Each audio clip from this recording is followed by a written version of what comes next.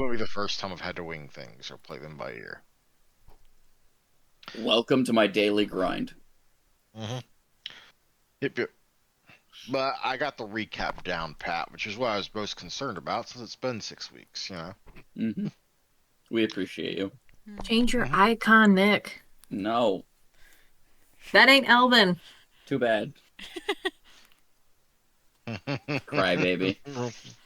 How is everyone, by the way? Pretty good. How about you? Well, I got my knee problem. David's over there with his own leg back problem thing. We just got problems all around. I gotta wake up at like 4 o'clock in the morning on Saturday or Monday. Not looking forward to it. What? Oh yeah. Why? Daniel. I have to be a chauffeur for both Daniel and Steph throughout the entire day. I have to I can take a al- day off of PTO, and I don't even get to enjoy it. I can always ask Chad if he can take me to work.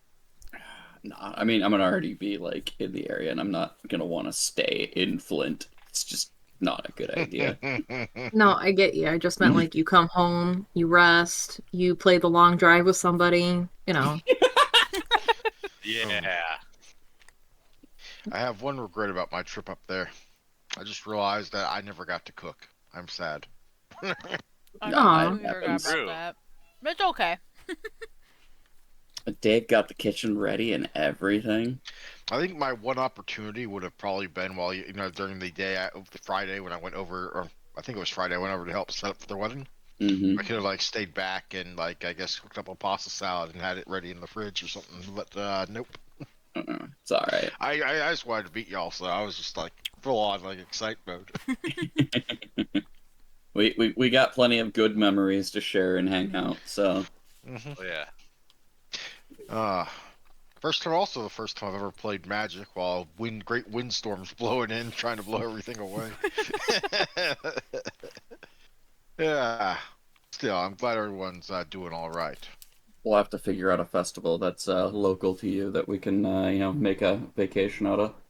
Oh yeah. Go to Andrews. That'd be fun. That'd be more embarrassing than anything else, but sure, whatever. Anyway.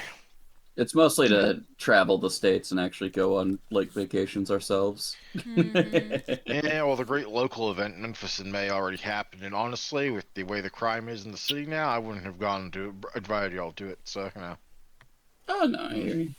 Doesn't have to be I mean, this year. the local police can't even keep Bill Street, prime tourist destination of Memphis, safe these days. So, Yeah, I want to start doing just more vacations in general. Actually getting well, to let me enjoy go. some of the time. Maybe I'll go out. We can find one where we can all go together, provided it's available via something cheap and affordable like Amtrak, but not Maybe so we cheap could and all meet at affordable the like Mall of Greyhound. America. I was gonna say I want to drag Nick and Steph out to South Dakota sometime. Oh, that'd be fun to have you guys come out there. I mean, you'd have to deal with my mom, but it's okay. But by the way, Nick, Mm-hmm. Anna called you Snick. I didn't say Did Snick. she? Nick, your doodle. I didn't say Snick. It sounded like you slurred. It sounded like you were trying to say my name first, but then you changed it in. No, Maybe I she's only doing the same thing that you do for Devana. Yeah, I don't know why, but I'll start I'll try to say Dave and Anna, and I'll just say Dana. Yeah. Divana is my computer's password. That's hilarious. I told them Yeah. that. That's why. I told them your computer password, so they can sneak onto your computer now. I don't care. I have nothing to hide. Except for Yeah, all those it's- long drives. Well, see, here's the thing is, we'll try to log into Dave's computer, and we'll get in, sure. But what we don't understand is that the moment that it logs in, there's now a recorder of every little interaction and keystroke on that computer that he can play back later and go, this is what you did. Sneaky little rat. Why, Input Nick? recall. I didn't know you had such taste in porn. I mean, really.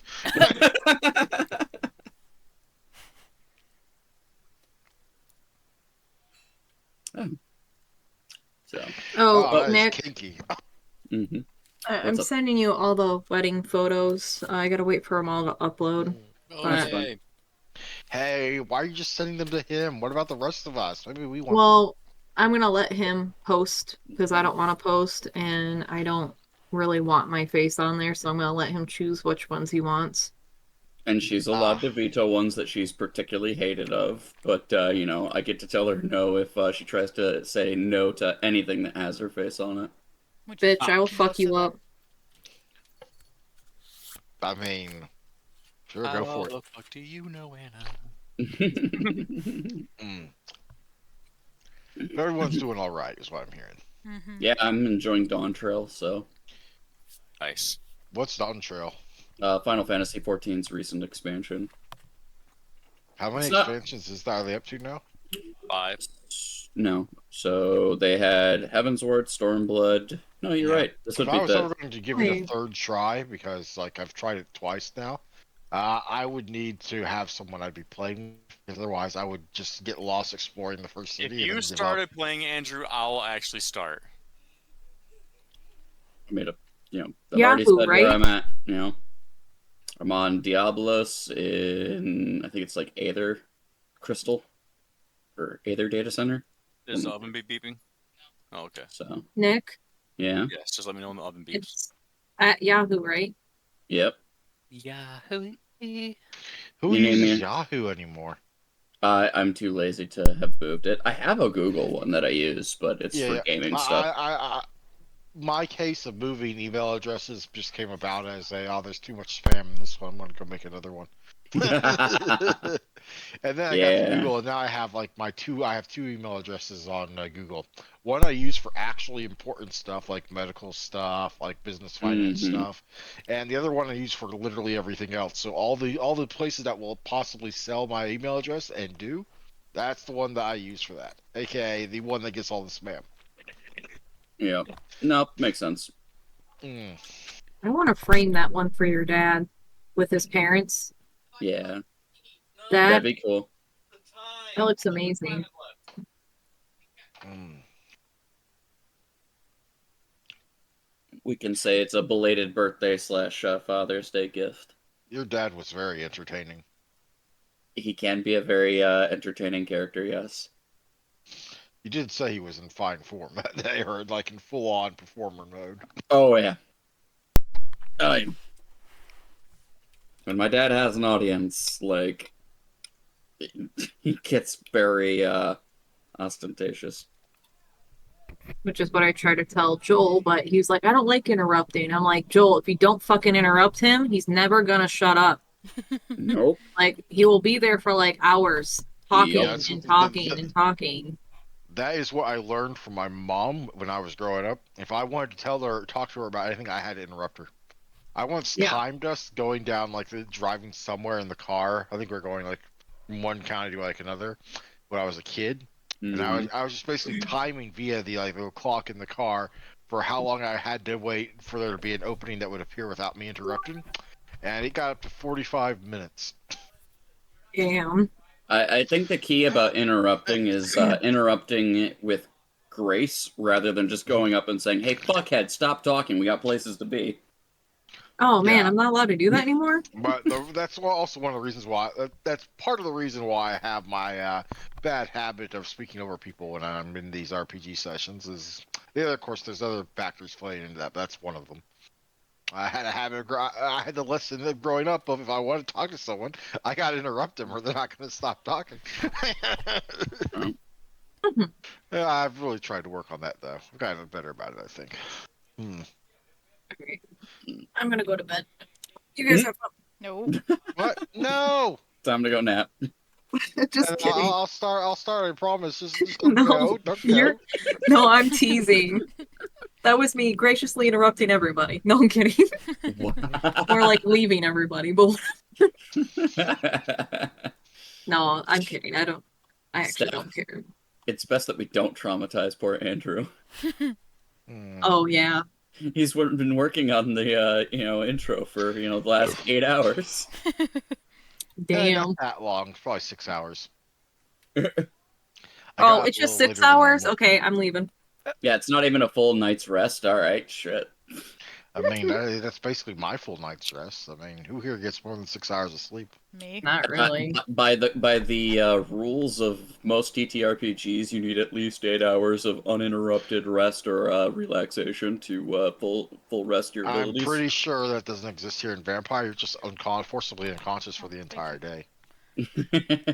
See, I actually sleep like 10 hours. Really? Yeah, if I get to like my days off, I actually will sleep 10 hours. Yeah, on my days off, I'll sleep in, but I mean, like on the normal Oh times, I no, just that's like like when I actually have to, thinking about when I have 8. to set an I sleep alarm. more regardless. How do you sleep more regardless? 4. Oh, 4. I thought you said more. I'm like, what? There's no way you sleep more than me. Yeah, to be fair, he is usually the first one up when I was over there. He was. Hmm. That's because of the doggo. Yep, yep, yep. That dog that pisses everywhere. Yes. She's pissing me off. Anywho, Actually, no, I'm leaving that there. Fuck that. Okay, yeah, let's get into it. One moment, we are on the thingy. mm-hmm. Do I have the stuff playing? I think so. Odd that I Hopefully. hear it. Hmm. Yeah, yep, seems fine, seems fine. Okay, in that case. Do I have that still? Hello? When any certain someone is, gives me a moment. Hmm. Moment. Everyone good? Everyone good? Okay. I'm good. Here we go with session 17. Or 18 if you count the interlude. Anyway, recap. Previously on Seattle by Night. The previous night begins before the sun has even set, with Olivia deep in the grips of madness. Or perhaps prophecy. A nightmare within the world of the greater dream. An awful vision of empty viscera-drenched cities, where vile amalgamations of fused living bodies are all that are left of the people, stalking the lone survivor, herself, through the city streets. While Olivia is in the depths of her nightmare, Alvin wakes and goes through his typical morning or evening routine. His employees are cleaning up for the day and going through the other various end-of-day duties. The notable absence of Sarah, who is staying with family in the wake of her dear cousin's disappearance, balanced by the temporary addition of Lucy Pines alongside the presumably more permanent addition of Jim. Kyle still has signs of stress, but either it's lessened or he's just gotten better at hiding it. Olivia awakens, eventually, needing a moment to realize she's still dreaming, but this time it's the better, more tolerable dream, and not the foretelling nightmare that she was previously stuck in. For a moment, she hovers over Pius's unmoving corpse before heading upstairs. Visions of madness clinging to her mind like a clinging ooze, its weight like a cloud hanging over everything. Alvin picks up on something being off immediately, trying to offer various comforts or hospitality, and Olivia shares what she saw, but is very unhappy with Alvin, as a result of believing he isn't taking the vision as urgently or as important as she believes it to be. Private corners of her mind still replay the moment he called her a lunatic, possibly overlaying it upon the current conversation. Eventually, the two go off on a hunt, at Alvin's invitation. A successful one, and also one that netted Olivia a black French beret. By the time they return to the Daily Bagel, Ashley's arrival isn't far off. The Tremere also picks up on Olivia's state and offers a hug, but the Malkavian refuses, remembering all too well the crushing, tearing embrace of the thing from her nightmares. The Wraith is still there, watching, and Ashley can see it tonight, but Olivia's mental chaos prevents her from being able to focus enough to sense its presence. Pius awakens, last as usual, but also later than normal. Perhaps this is his new normal. After a moment to clear the rat butt and drool from his eyes, Pius heads up to join the others, prompting another round of dream retelling, which Alvin takes from Olivia to spare her from having to replay it again. But Olivia feels, once more, strongly, that he's underplaying the importance or urgency of the state of things, prompting further conversation on the topic of rituals and what sort of horror the Sabbat might be up to. The conversation eventually interrupted by the arrival of a car pulling up outside the bagel, leading to the introduction of one Sergei Francois Bubois, a domain holder for the Club Blue, seeking to resolve a breach of propriety that the coteries' feeding habits the night prior before they met Jim. After a discourse in which the man's suspicions of his domain not being made as known as it should be are raised, and Alvin agrees to owe him a minor boon, with the caveat of it not being used for a demanding a task or a favor that's immediately threatening to your own lives.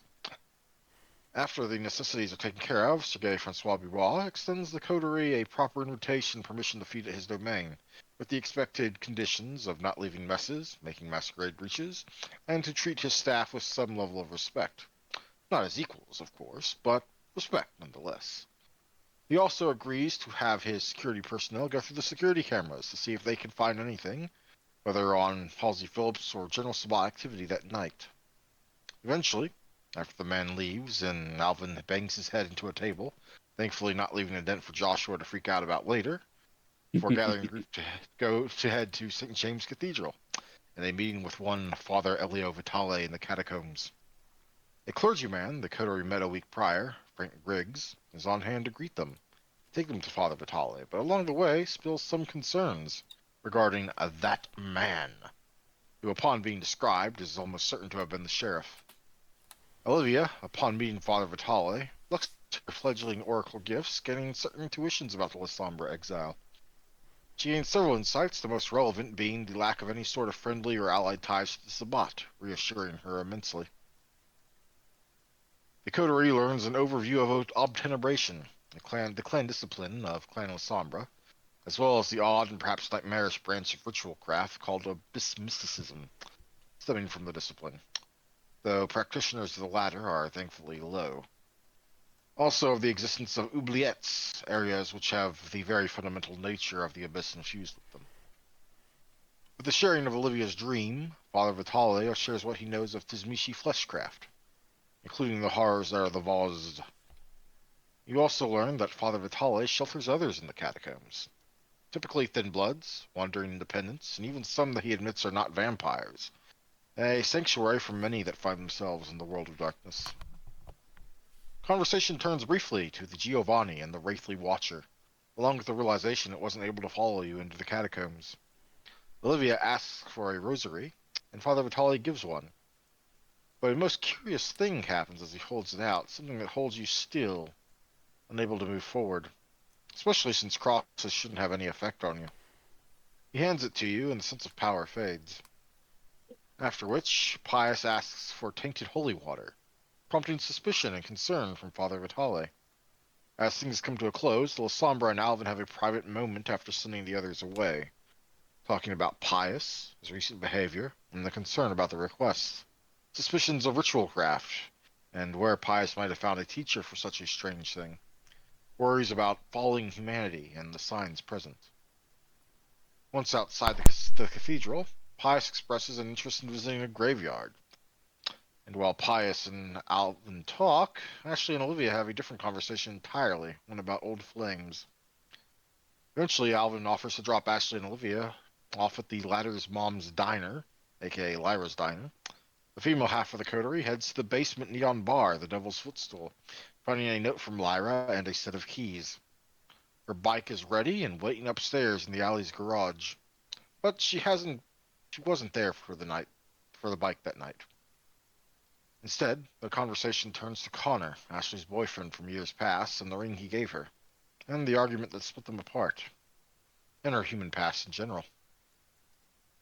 Alvin and Pius head to a cemetery, a conversation where Pius shares, not his teacher, but the fact that he's learning some pretty dark stuff. Alvin cautions him about being careful, worried about his newfound friend sliding into the grips of the beast. Also to talk to him if things get out of hand, and promising to keep quiet about it around the girls, unless things get out of hand. Upon arriving, Pius begins to dig up a grave with his hands, only for Alvin to stop him and keep Pius from going that far just yet. At the Devil's Footstool, Olivia and Ashley's conversation continued, talking about Ashley's early life, her parents, the origin of her beloved stuffed crow, as well as the mystery as to what happened to them. Ashley sends a text to Alvin, as she has an idea. Eventually, the two leave by Olivia's new bike, meaning to reach the Daily Bagel so Ashley can return to the Chantry, lest she get in trouble. The conversation at the Bagel between Alvin and Pius delves into deep and dark things as Pius opens up about everything. Well, everything except the nature and name of his teacher. Alvin finds himself somewhat mildly jealous of Pius's outlook on their embrace. Upon receiving Ashley's text, he prepares a note for Kyle. Anyone remember anything I've forgotten? Nope, that sounds spot on. I think the only annotation would be that I think on a player basis, the entire party's in agreement that we got to make sure that Father Vitale doesn't actually bite the dust. Yes. Ah, yes. Mm-hmm. He did seem rather certain that he would be facing some life-threatening danger rather soon. And it was mentioned that Alvin now owes the owner of Blue a favor at this point. Sergei Francois Dubois, yeah. Yep. A boon, as it is called. The fancy Frenchman. Yep. Technically more of a New Orleans man, but, you know. Really? Alright. It's but he's from New Orleans around the time that it was handed over in the Louisiana Purchase, so That's technically fine. French is accurate. So it's it's it's accurate, but it's also I don't know the history. I just know it sounded fancy.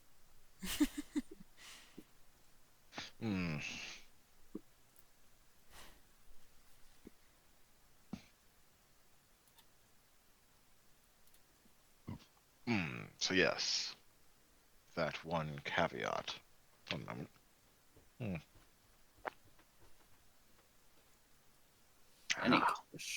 I suppose question now on the note, where did Olivia and Pius choose to bed down for the night? Obviously, Ashley went to back to the Chantry, and obviously Alvin is at the Bagel. But where did the two of you decide to end the night at?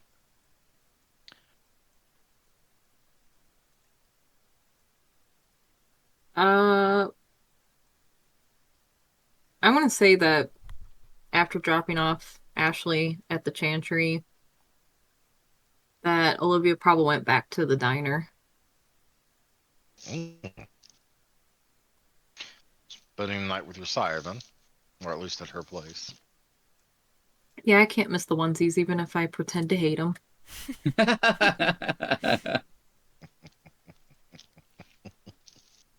Well, she did get you this really nice bike. So, I mean, now you can let her dress you up in a onesie tonight, just just occasionally, Yeah. All right, so Olivia will be waking up at the diner / the Devil's Footstool. What about you, Pius? I mean, what about Pius? He's gonna be just staying at the Bagel. Alrighty then. Luckily, I left both of your awakening moments somewhat open-ended, because I wasn't sure where y'all were going to sleep at. Still, on to awakenings. Awakening, Monday, the 17th of September, 1995. I will like to note that depending on how this day ends, it will be the time for our first time skip after this night ends.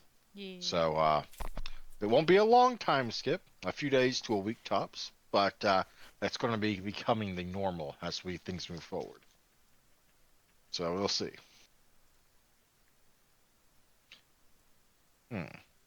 Right. All right. Everyone, mark 1 blood off for waking up for the evening. Restore 1 willpower if you're down it.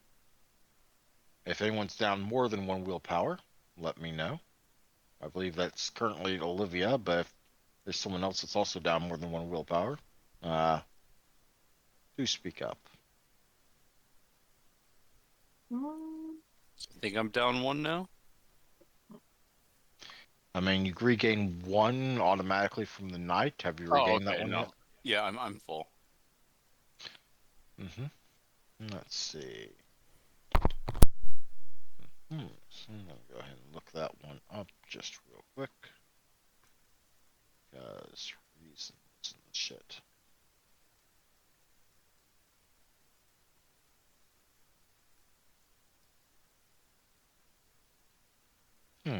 Yeah, I'm gonna go ahead and say that Olivia, you will gain back an extra willpower point. Oh. Congratulations. Ooh. Yay. I get to eat it. Did you add in your night's one as well? I thought you were already at 3. Yeah, I added that one. Okay, I was at there we go. Oh, wait, one moment. Pizza's here. I'll be right back, and then we can do our awakenings. Sorry, let me get a plate of pizza, and then we can start. yeah. Quick, look through his notes. Hey.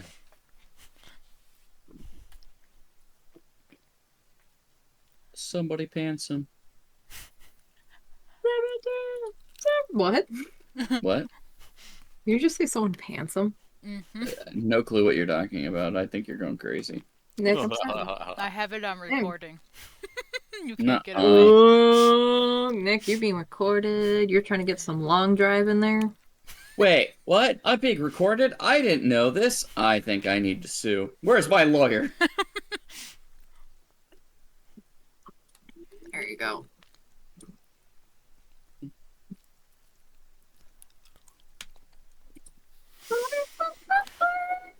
Lethal damage. Where the hell did I put that? In your thinking box where the lethal damage goes. Hardy har har. Better than what I was thinking. Oh my god. I was Mm. thinking up the butt. You know what there, sister? Whenever anyone asks around the house, I'm like, I don't know, up the butt and around the corner. Please I don't keep know. your anal activities to yourselves. Oh darn, I was just having fun with Anna. Yes, Oh well, my. Y'all have your fun somewhere else or something. Okay, fair. I know I wrote it down somewhere. In any case, awakening. Alvin, you awaken as you are normally wont, the moment the sun slips beyond the horizon. Last night was a busy one, and there was more than a few things learned. Some, and perhaps especially so, from Pius himself. You remember your message from Ashley and hope Kyle is able to get something that will work. Even if not, you have a number of potential sources of new leads, whether you realize it or not. Probably for the best, given everything you learned last night. As your mind wanders through its recollections of the night before, you hear the normal sounds of movement above you, presumably your people going about their duties. Assuming you get a proper chance to work on it, and get everything ordered for and paid off, it won't be all that long now before you'll be waking up to a thriving business hours instead of the sunset shutdown activity. Yes, indeed. What do you do now that you're awake? What we do every night. Try to take over the world? Yep. Try to take over the world. As you open your door, then, I presume you open your door. Possibly, yeah. Possibly, huh? Sounds about right. Yep. In that case, outside your door stands one Lucy Pines, the barista uniform for the Daily Bagel worn in place of her normal clothes, and a tray with a steaming coffee mug. She raises an eyebrow, her eyes widen just a little bit. Wow. Oh, Kyle, $5. You really do rise at the very crack of sunset, don't you? Coffee for your thoughts? Thank you. And yes, I suppose, he would owe you money. Or you owe him money. Why are you at my door again? Oh, just wanted to say thanks for letting me stay here for a while. I mean, I know it's not exactly the most usual of daycare places, which makes me sound a lot younger than I am. Yeah. It's alright. You're more than welcome. And he takes the coffee. Thank you. Well, you're welcome. I didn't make that though. Kyle did. I don't know how you like it. I'll be upstairs then. He'll go ahead and follow her upstairs. When you reach the upstairs, the other usual suspects, Sans, Sarah, and Joshua, are going about things. Jess is wiping down what's probably the last of the tables. Jim's mopping, and Kyle's doing some accounting behind the register. The sound of swearing from the direction of the restrooms quickly solves the mystery of Joshua's absence. Kyle waves you over as you and Lucy enter. Seems like somebody clogged the toilets once again. Yeah, that's pretty much what happened. Only this time, about as best as we can figure. They did it on purpose. No idea why. Well, so long as they're not pouring gasoline down there, I think we'll be all right. There's the loud banging of what is probably a head hitting a sink, and the swearing resumes at a louder volume. He'll be all right. He'll go and answer, Kyle's, summons. Yep. Anyway, I got something for you. Do we? Yeah, I mean, the text was a little vague. Personal items. I didn't know exactly what qualified as personal. I mean, I'm not exactly familiar with all the he'll raise fingers while he says this quietly, so I just can't overhear. Mm-hmm. But voodoo shit. Just something for the officials so that way we can have a lead.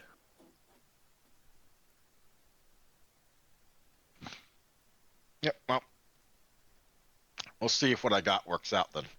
I went over to Sarah's cousin's family place where Sarah was already at, just share condolences and stuff, and made me feel kind of sleazy doing it, but I got a couple of things out of her room and from her bathroom. Hopefully they'll work. Hopefully.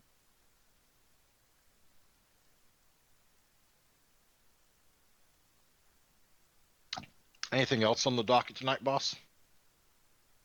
Well, we'll see what the rest of the group says, but no, not really. We're kind of in a impasse at the moment.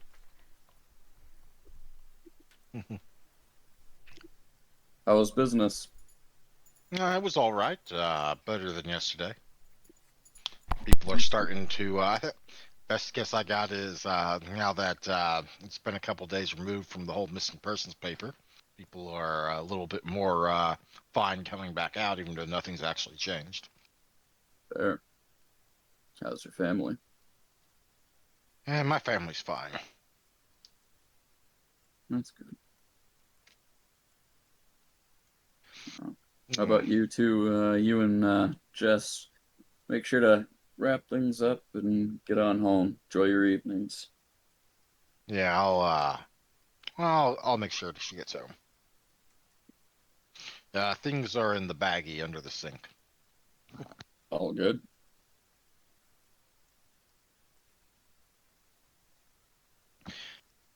Now, as time continues to pass forward, with the others clearing out, Joshua is the last, other than Jim, get going.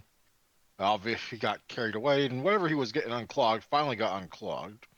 And the man doesn't have the man isn't the type to quit a job before it's done, based on what you know of him. Mm-hmm. But judging by what he's carrying out in the clear plastic trash bag, or the crumpled remains of a basket of some kind, a few paper bags, and whatever else might have been stuffed down there, is there was apparently quite the endeavor getting that thing clogged.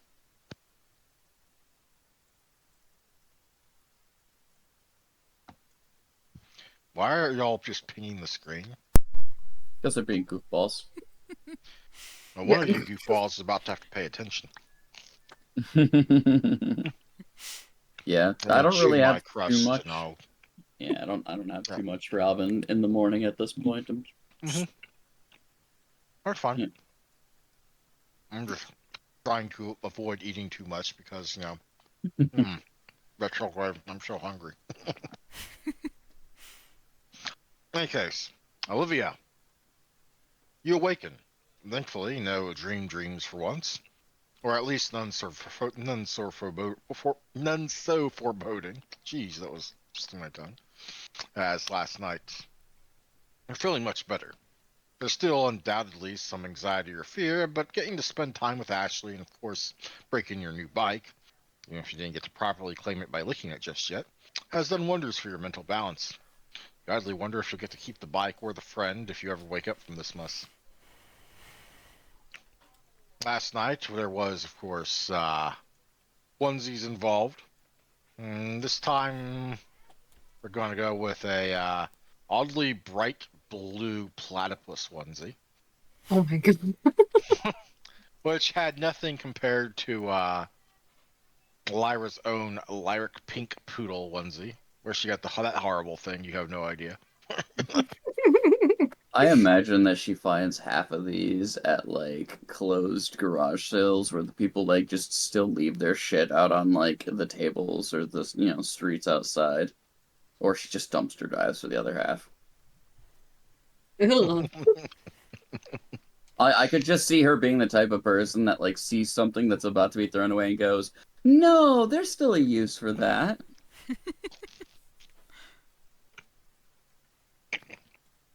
Oh my god. Well, I mean, Devil's Footstool being what it is, and literally all the different neon signs. Hmm. Lyra's a salvager, confirmed.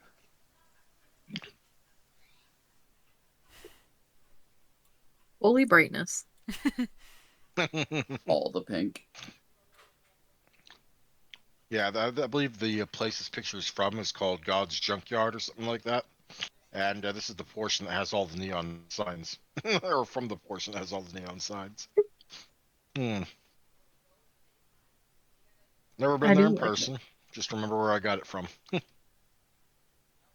I like to go there if they're still up. As usual, when you spend the night with your sire, you're awake before she is. Although she seems to be quite comfortable, sleeping in one beanbag and cuddling another like it's a giant baby. So precious. You know the others are probably going to have things they're doing tonight, but what is it you wish to do? Um, I think Olivia will want to ride her motorcycle a lot more. She So just got it. what I'm hearing is she's going to be late getting to the bagel. Maybe. She might take a lap or two before getting to the bagel. How odd. I almost never get to have you there, arriving there after Ashley. Yeah. I think, yeah, she's because she didn't get to actually drive like crazy like she wanted to because Ashley's on the back of her bike. So she had to be a little bit more cautious. With no one on the back of her bike, she's definitely gunning it. I mean, what's the point in having a bike in a dream if you can't drive like crazy? I know, right? Question is, what's your driving skill at? I think it's only at a 2. It's attitude, yeah. So So maybe just not crazy, you can, crazy. yeah, no popping wheelies and doing jumps off of the backs of like plywood and dumpsters or something like that. But you can drive fast if you want. You might get pulled over though. Hmm.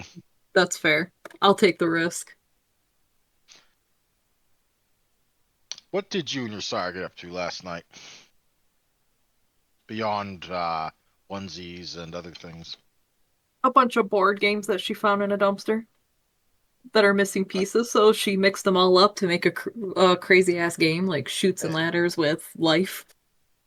And it makes perfect sense to the two of you somehow. Any Malkavian would be able to play it just fine.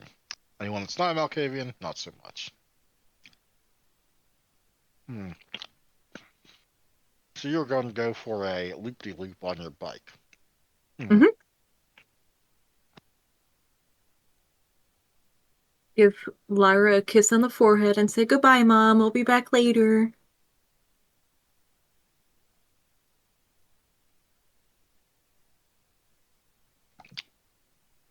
It's always oddly comforting that the Malkavian sire is like the most wholesome sire. Yeah, I like it. Okay. You will take off on your bike then. Mhm. Which brings us to Ashley. Ashley, you come to in your room, green as you prefer.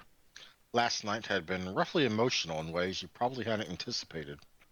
But you think it's helped, getting to talk with Olivia about things. Having someone outside the Chantry in general probably helps. You glanced about the room, specifically at the walled shelving you keep some of your knickknacks on, eyes zeroing in on the handcrafted silver bowl sitting on one end. It's not a pretty thing, despite the shiny material it's made out of, but it will work just fine. You remember making it, Working with so much actual silver was probably more than a little surreal. It's only after you grab it and lift off the shelf that you catch a glimpse of the piece of paper left on your desk. Dearest child, I apologize for the lengthy delay, but I have had some difficulty in regaining my notes from the time I sought your embrace. I have learned of what happened to them, and will have them returned to me shortly. A few nights at the latest. Possibly quite a bit sooner. It seems one of the librarian's assistant ghouls mixed up more than a few cases for archival that should have remained here. Madame Wolf has already seen them chastised most severely, and is currently going over quite the laundry list of mismanagement.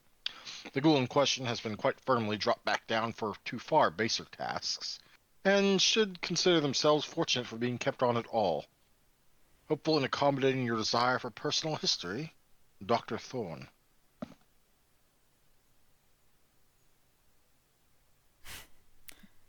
Ashley will set the paper back down and just shake her head. Oh, poor soul. But we don't have those. It's a ghoul. They have a soul. And technically vampires do too. What do you think gets consumed during diablerie? No, we don't have those. And clearly there's nothing wrong with drinking each other's heart's blood. Go for it. Exactly.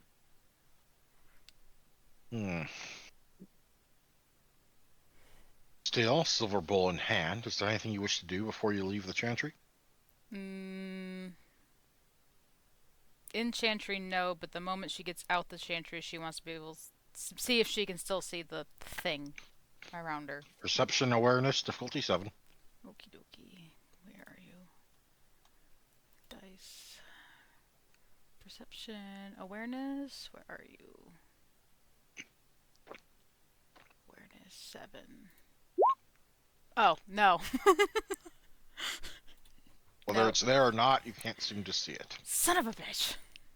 Though you know from previous experience that whether you can see it or not has no relevance on whether it's actually here or not. Yep. God damn it. Well, nothing else. She's just gonna head to the Daily Bagel.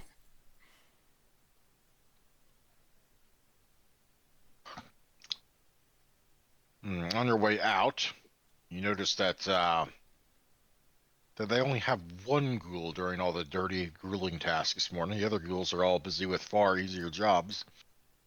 It wouldn't take a genius to figure out that ghoul's probably the one that fucked up.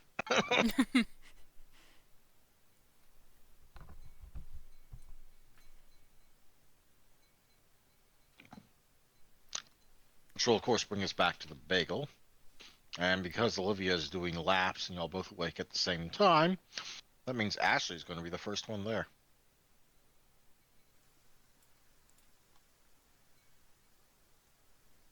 Alvin, you're going about whatever your evening activities are, and for some reason, it's Ashley that's first at your door.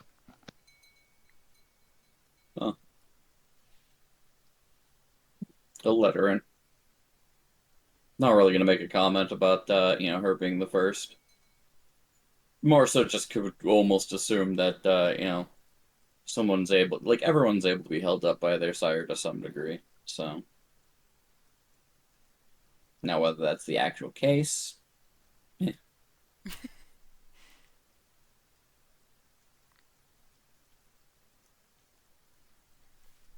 Ashley will just walk in and set her bowl down on the table.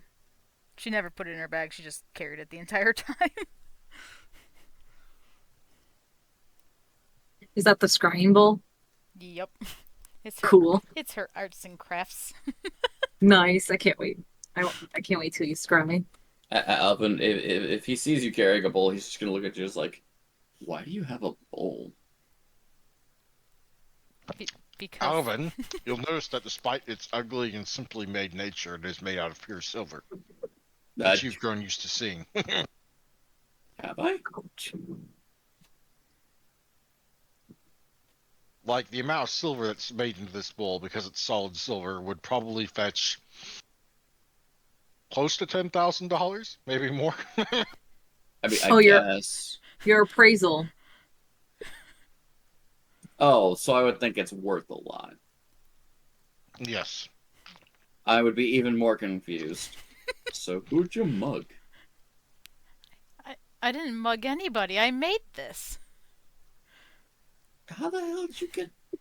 I'm all right. You know what? You'll have your you can explain later. Yeah, we'll wait until people show up. Oh, okay. I'm confused. You're confused.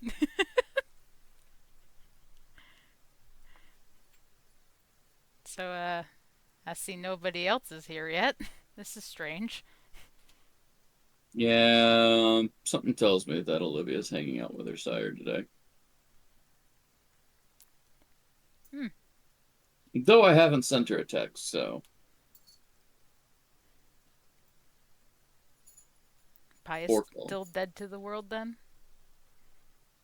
Did Pius stay the night at the bagel again? Yeah. Okay. Yeah, he's still passed out on the couch. Blacked out drunk. Well, you see, what we did is we got a few mortals to come over, have a movie night, and then we ended up getting them really, really drunk, and then well, we drank them. Nice. Nice. Great. I'm glad we did that. What a party. This is Alvin having a flashback to the remnants of that night, and therefore, reasoning that he could, gotten 3 blood points. Yeah. Didn't you go hunting at the start of that night? We're so full now. Alvin is still down a considerable bit. I, Yeah, because me and him did go hunt. Nick Me and just Al. pulled off a void. Sorry, Stephanie. I didn't mean to interrupt. No, you're okay. I'll give you each one. Yeah. It covers the entry fee today. Bloop. Ashley's just gonna be like, I don't know if you're telling the truth or you're lying, so, okay. Oh no, the blood don't lie. I know, right? You are both of you cut off by the loud sound of a revving motorcycle zooming down the distant street, getting closer. Vroom God vroom, damn it. bitch. They're racing in the streets again? What the hell? I No, thought we told them to knock that shit off. I recognize that revving. I bet you I know who it is. Just give it a minute. Well, would you go outside and tell them to stop? Like, we've had to tell the kids to stop racing down the streets because they're spooking the locals. Oh, Oh man. they'll stop. Don't worry. I don't know. I might slide past. Is it raining? Probably. It's always raining. It's always raining here. Might slide past.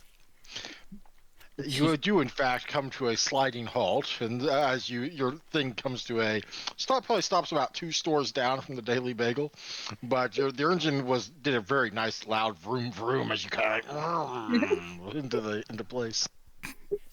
So, can I? So, I'm 2 stories down. You said? 2 stores Buildings. down, yeah. Oh, 2 stores. Buildings. Sorry, Yeah, 2 stores down. So I'm gonna turn around and kind of come back and park in front of the Daily Bagel. Fucking fish tail it back. Yeah, and I'm revving that shit before I God. get off the bike. God damn it. I thought the Thunder Dogs were bad, and now I get this bullshit. I have a helmet on.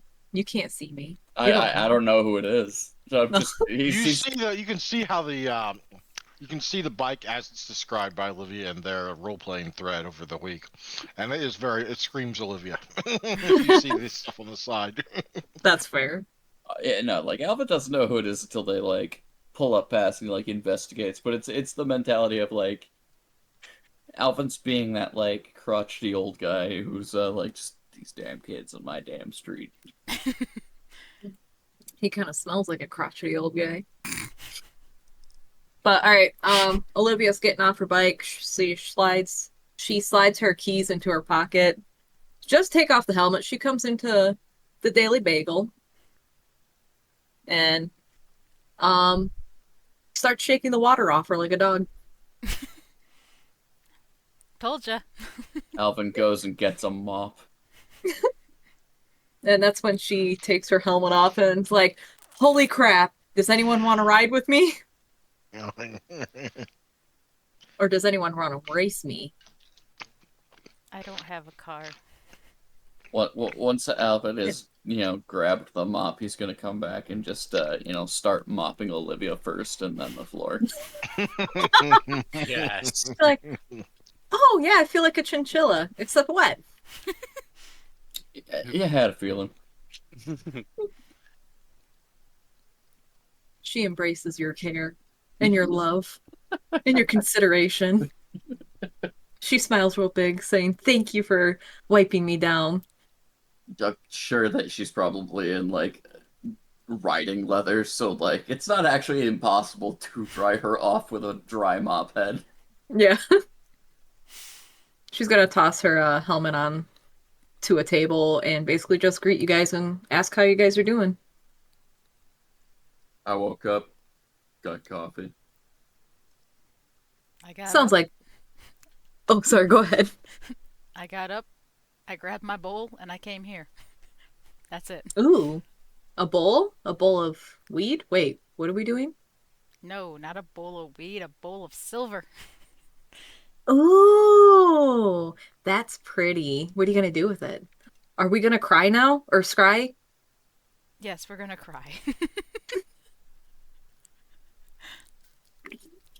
She just needs a shoulder to scry on. Oh, Right. As y'all have this conversation, deep down in the basement, Pious, you awaken. This time without any rat butts in your face.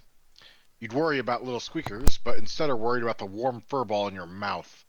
If you had to breathe, you probably would have woken in a panic long before now, but instead at some point it seems your little rodent friend has found the spot between your fangs is just the best. The only thing outside your mouth is his long, naked little tail. Pius would yawn and flail his tongue on Squeaker's cheeks, greeting him. Oh my god. Good morning, Squeakers. And then he'd pull him out of his mouth and wiggle his finger on his teeth to get him to bite. Got a question. Eventually he bites and will take you a drop of blood, and yes, what's the question? Oh no, I was like, I have so many questions for Pius. Oh, okay. Sorry. No, you're okay. Go ahead. After the bite, Pius would hold Squeakers in front of him and go, "Well, shall we go upstairs and see what the guys are up to?" And he would shake him violently up and down, making his head nod. And we make our way upstairs. You make your way upstairs. The other three are up here, as is almost usual. Olivia is dressed differently in biker leathers, and apparently there's a puddle that around her that Alvin is mopping up currently. Ashley holds a silver bowl in her hands, and you've stolen enough silver to know what real silver looks like. You could probably get a pretty penny for that at the pawn shop, even if it does look kind of simple and perhaps misshapen. Pius would take notice of the silver. And he would make his way towards his usual corner table and sit. There's even a, couple coins to, flip through your fingers and, newspaper to kind of crumple up into paper airplanes over there for you. Oh, perfect. He would take the coin and flip them through his fingers and start wadding up tiny little balls of paper. That'd be cool. Oh, I almost said good morning. Good night, Pius. How are you doing? Doing good. How are you? I'm doing fabulous. I got a new baby. Oh, shit. I didn't know vampires could have those. You know what I mean. Do I? The uterus is dead, but I can still have babies. Wait, no. How does that go? Anyway, I got a motorcycle. Show me. Is it cool? It is super cool. Hey, Alvin, can we go driving? Can I take Pius on a ride? Ooh, You are Squeakers your wanna go on a own. ride? You are your own individuals. Whatever you two do is on you. Do we have any business to do? Ashley, can I go? Well, Ashley, can you explain the theft of silver that you've entailed? I did not steal this. I made it. You Wh- made silver? Yeah, She yeah, right. steals? I was not aware that she practiced alchemy. Uh, no. Okay, so to learn this thing, I had to make this thing. So it was part of the class, and I made the bowl out of silver the Tremere gave me. I don't know where it came from. For all I know, they killed people for it. They probably killed people for it. I don't know, but here it is. So what I'm imagining now is the Tremere have just this little art classroom where they have all the little Tremere initiates do arts and crafts for the evening. You have to learn the spell because this is for the spell. So I guess I don't know. There is very much Tremere Arts and Crafts class, but it's not actually called that. It has a much more fanciful, more occult themed name than Arts and Crafts. So Paper it's mache. it's a middle school art classroom, but with a douchier name. There it is. Olivia's gonna put her arms around Ashley and be like, I know that you made this out of the stolen silver that you got. It's okay, I believe you. It could be Hey, at least you're stolen. making I it don't through know. woodshop class. I dropped out. This isn't Yeah. wood shop. This is metal. Metallurgy, sorry. So Yeah. so a different shop, not wood. Yeah, so goldsmithing. Sure. Smith. No, that is the legitimate, nomenclature for the type of things that you just did. It's goldsmithing. It's a practice of making jewelry or finer, intricate metalwork pieces. I'll take your word for it. I only graduated high school, man. Oh wait, isn't this what you were talking about? That this might be the how we might find that girl? Yeah, your belonging bag is under the sink. Just ignore the place where Joshua bent the pipes out of place with his head. You did what? What? Wrong sink. Cat's That out was of the the restroom bag. sink. That was the restroom sink. Look, Alvin's not saying either way because he didn't go and confirm. No. Okay. So when she goes to look at the sink that he thinks it is and she doesn't find it there, then he'll go, "Oh, right, other sink." Just to clarify, am I going to the kitchen sink, the bathroom sink, your sink? What sink is it? Hell if I know. Well, Well, your bathroom sinks don't have cabinets underneath them, so you can probably just poke your head in. kitchen and sinks see, have and- cabinets. Depending. What? Kitchen sinks can have cabinets. Look, I was talking about the restroom sinks. Kyle never said that it was in a cabinet. He just said it was under the sink. Maybe Kyle should be a bit more specific. Maybe he assumes his boss is more intelligent. Ah, Ouch. What he doesn't remember is that he's an army bred. It's not that he's genuinely intelligent. He just has like somewhat decent sense motive. He's emotionally intelligent, not like legit book smart. Indeed, indeed. Well, Ashley's gonna go look for this shit. And she's not setting her bowl down either. Don't check the toilet for your shit then. ew. I can't even do that anymore, dude. Just tell me where it's at!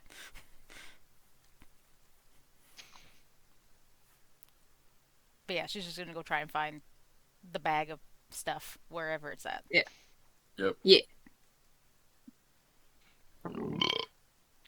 I won't belabor the point too much more with jokes.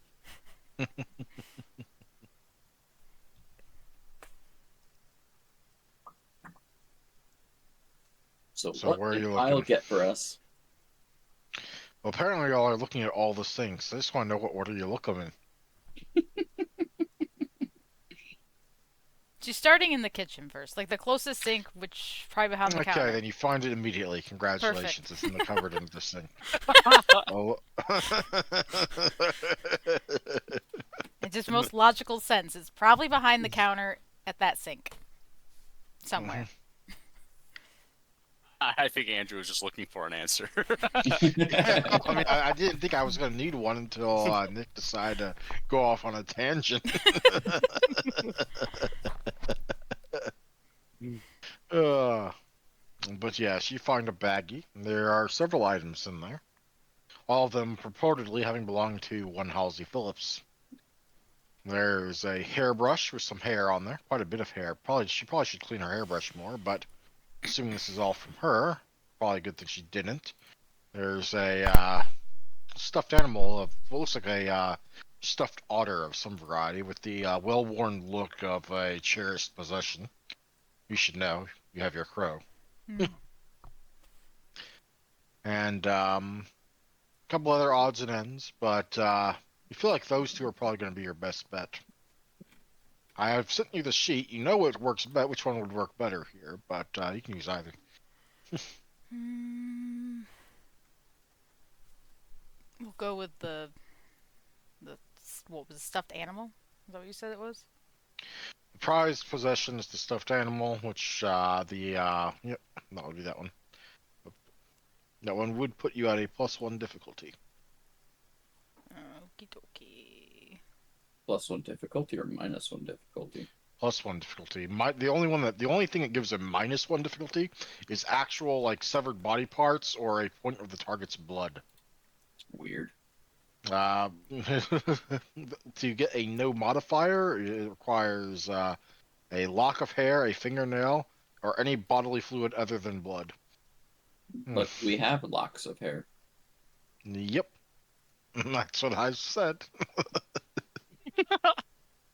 She wants to use the stuffed animal, so we're using the stuffed animal. I mean, unless I'm reading it wrong, I don't know.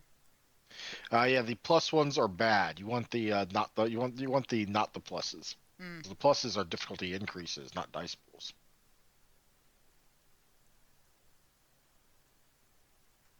So should I assume you're using the hair then? Yeah, I'll use the hair. 'Cause I was reading it backwards. I was thinking pluses were positive. They are to our defeat. Yeah, apparently. uh, Alright, so what do I need to do? Well, it is a ritual, so by default, unless it says otherwise, intelligence and occult, or unless I say otherwise, difficulty is as base, so 3 plus ritual level. It's a 4th level ritual, so difficulty is 7. Okie dokie. Even one success will get it to work. Although I do believe you have to spend a blood point because thaumaturgy ritual. One moment, let me double check that. That would be nice to know. Oh, oops, I'm not on that pet. Stupid thing lagging me out right here. Okay, here we go. Rituals.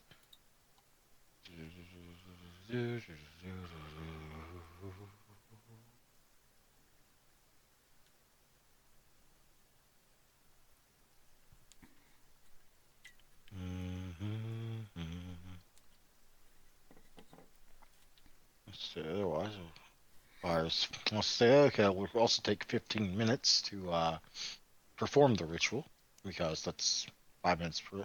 No, sorry, 20 minutes. My bad.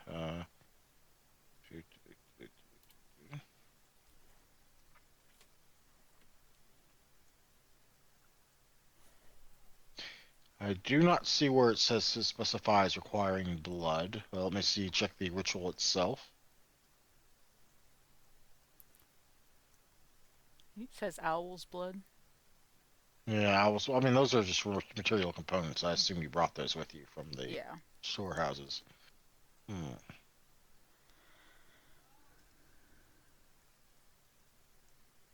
Nope. I'm going to assume you are good. So no blood? None of yours. I'll take it. So, intelligence and occult, difficulty 7. That's... Yes, Olivia, you can roll to see the wraith. Go ahead and roll. Yeah, please tell me if it's still there. What do we need to roll again? Well, Olivia, I mean, it's a perception and awareness, difficulty 7. Also, Ashley fails. Yep. She Perception. can reattempt it, though. But let me see if there's any special rules about reattempting it. Okay, so roll to activate a ritual fail. The dice are acting weird Now today. you even make it a. the water in the bowl, the clear spring water. Oh wait, first Olivia, yes, you can see the wraith is here. Whoop whoop. Or will. Um, No. but for Ashley, the water in the bowl glows briefly. You think you've succeeded, but then it just kind of seems to fall apart and the light dissipates. You can try again, but it'll be another 20 minutes, and your friends are probably looking at you a little concernedly. I'm just leaning back in a booth, just kind of watching what Pius is doing, waiting for answers to come about. What's Pius doing? Just waiting for the group to decide what they wanted to do. They're working on. Well, Ashley's over there doing some sort of magic voodoo with her bowl. Doesn't seem like it's going well, or maybe it just takes a long time. Do I need to up my difficulty again, or is it the same? It is still difficulty 7. Okie dokie. Finally. That's 2 net successes, which means you can maintain this effect for up to 2 hours. But, scrying. Who all is around the bowl as she's doing this? I believe Pius was over in a corner. What's Oh. Alvin doing? Alan's with him, so Okay, so what's Olivia doing? Oh, she's watching. Watching. Alrighty. Pooping. She's right. She's by Ashley. you gotta Do remember. either of you She's start calling not the others moving. over? No. You gotta remember, Olivia's favorite thing is to watch. Oh my Yeah. goodness. Yeah, that is her favorite thing. Does Ashley call any of the others over as she realizes her spell is taking hold? When it finally takes hold, she's like, I got it! That's it. Holy shit. Okay. Hmm. Gotta remember, it's like Even her as you first time figure- doing it. Even at, first time outside the chantry. I mean, you probably practiced it on some easy things in the chantry. Yeah, Yeah. but like doing this for a purpose is kind of like, ha! Yeah. Yeah. Even as you figuratively bite your nails, it quickly becomes apparent that the ritual is working. The clear water in the bowl giving way to another image besides. It's hard to see. Clearly, whatever you're being shown, it's quite dark there. There's some dim lights reflecting off of something as the image comes into focus. Sound comes through before the image. There's some sounds of moaning or groaning, raggedy breathing, and the clink of metal. Cells of a fashion fill a medium-sized room. There are no windows, and the only visible exit appears to be stairs going up, so this place is probably underground. Halsey Phillips' face is easy to make out, considering how often you've seen her pictures, even as filthy and exhausted as she looks at present. In fact, a lot of the faces down here look familiar from the missing persons report. Not all of them. More than a few from that list, perhaps as many as half, are missing. And there's more in here besides.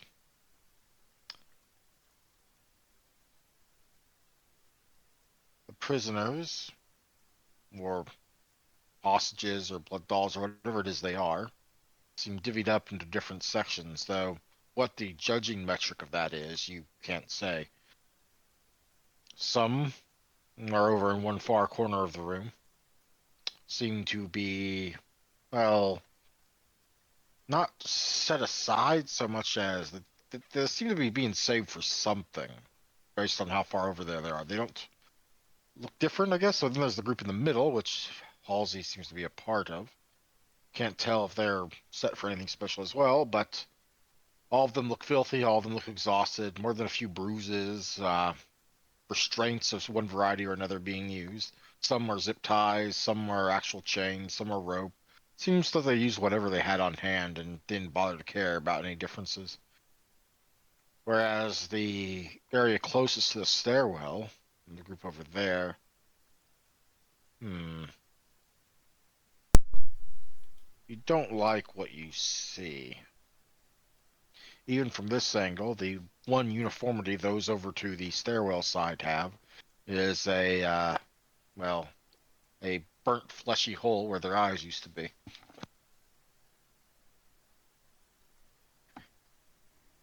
Based on the stories you've told, you believe those have been probably singled out for use as future blood dolls.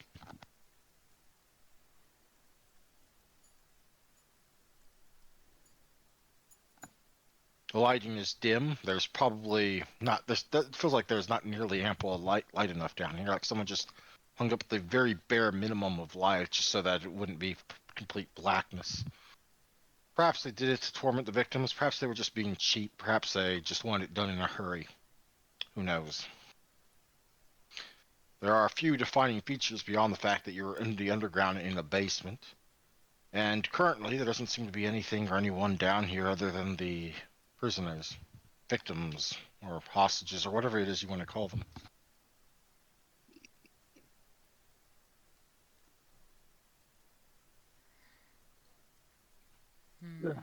Ouchies. This doesn't look good, guys. What do you mean? I found a lot of You them. can anyone that can look in the bowl can see this. It's not Oh. like only she's Yeah. seeing her Well, mind. Pice would look into the bowl then to see what she's talking about. Oh. I did not realize that, because then that kind of corresponds with Olivia's dream, and that basically just puts her on edge. Are there any distinguishing marks within the room that we can see? Barrels, crates, any kind of like a holding implement that's got stampings of any kind? The type of rope that they use that might denote a particular bayside area? None so easy. However, as you maintain your focus on this place, there is the sounds of footsteps echoing from the stairs. Stairs seem to be made out of concrete, solid, not wood or carpeted in any way. In fact, this whole floor is concrete. The walls are concrete, perhaps cinder block. I wonder if would I be able to psychic project there? Because I could see it in the bowl. Potentially, yes. I But kinda would- first, Oh, yeah, sorry. sorry, I was in the middle of something. There is, in fact, the image there of someone coming down the stairs and into the room. Those without eyes tremble at the sound of the steps. Some stay still. Perhaps they are already too much in shock to even care about anything anymore.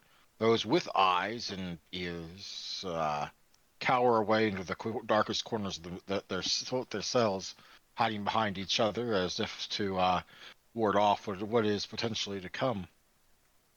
And you see an image that none of you recognize, except Olivia. You recognize this one because you've seen her before. Oh, God. The woman in the hole in the ground at the end of your vision. Shit. Sculpting some sort of nightmare together. Oh, Olivia basically clams up really hard, and if she could pale, she would pale even further. And she's probably pointing at the bowl and be like, that's what I was trying to say. That's what I was trying to explain. That's her. That's her. They're there. See what this. Now, lovelies. Don't be so shy. It'll all be worked out in the end. And soon we'll get some of you out of my hands. Room for more materials, she says, disdainfully looking at the ones with the gouged out eyes. Some of you will be moving to your new home soon. And I'll finally be free of your filthy presence. Rest of you, some of you may still have the chance to ascend to some higher purpose. And the rest of you, well, I can always use spare parts. She wanders around between the rows of cells, looking but not touching each of the individuals inside, almost like casually taking inventory of some sort of produce or stock. Now, does Olivia, seeing all this, wish to try and astrally project there? I do, actually.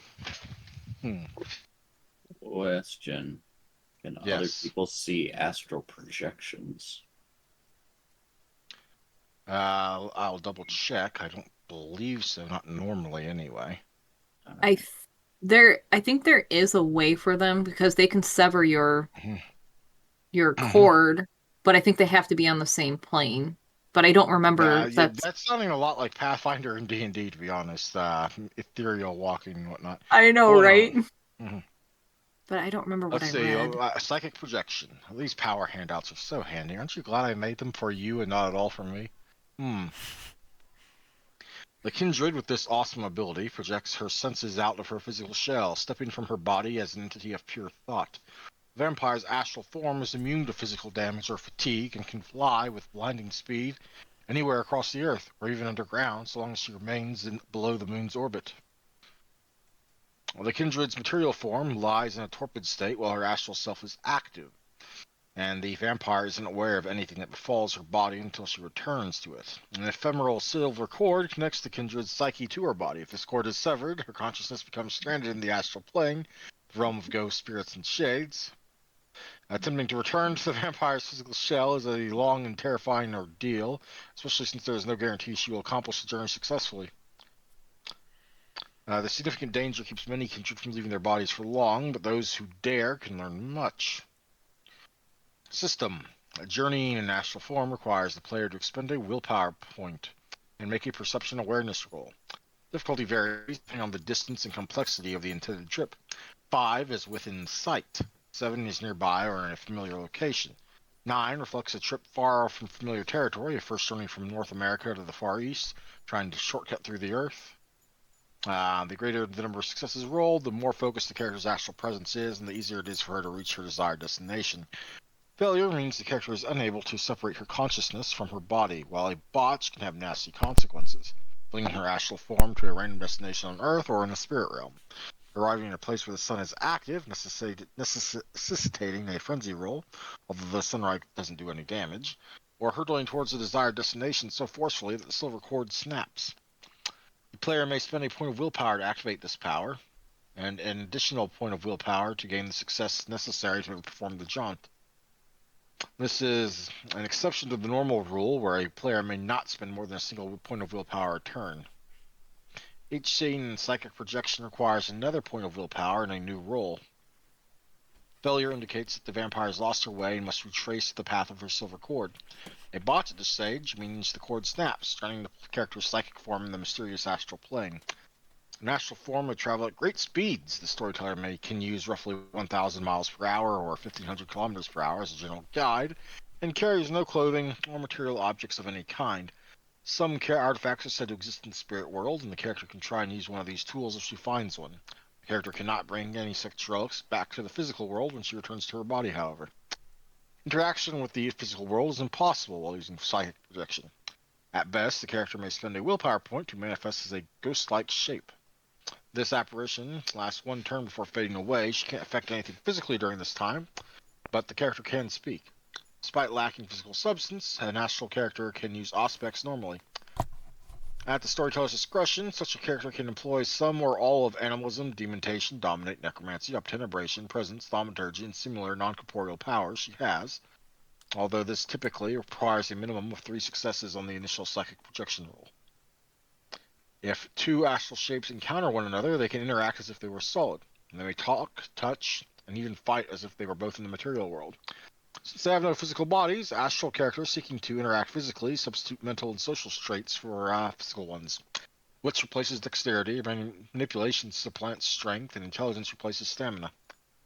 Due to the lack of a material form, the only real way to damage another psychic entity is to cut its silver cord. When fighting this way, consider willpower points to be health levels, and when a combatant loses all of her willpower, the cord is severed. Although an astrally projected character remains the reflection of the mortal world, she may venture further into the spirit realms, especially if she becomes lost. Other beings with particular sensitivity to psychic activity, such as ghosts, werewolves, even some magi, travel the astral plane as well and can interact with the vampire's psychic presence normally, although the astrally projected character is not considered a ghost for powers such as necromancy. The observing character notices the astrally projecting vampire with a perception awareness roll, difficulty 8, requiring more successes than the psychic projection activation roll. Even those who don't notice you won't be able to identify you, or even those who do notice you won't be able to identify you. You are merely an immaterial shade.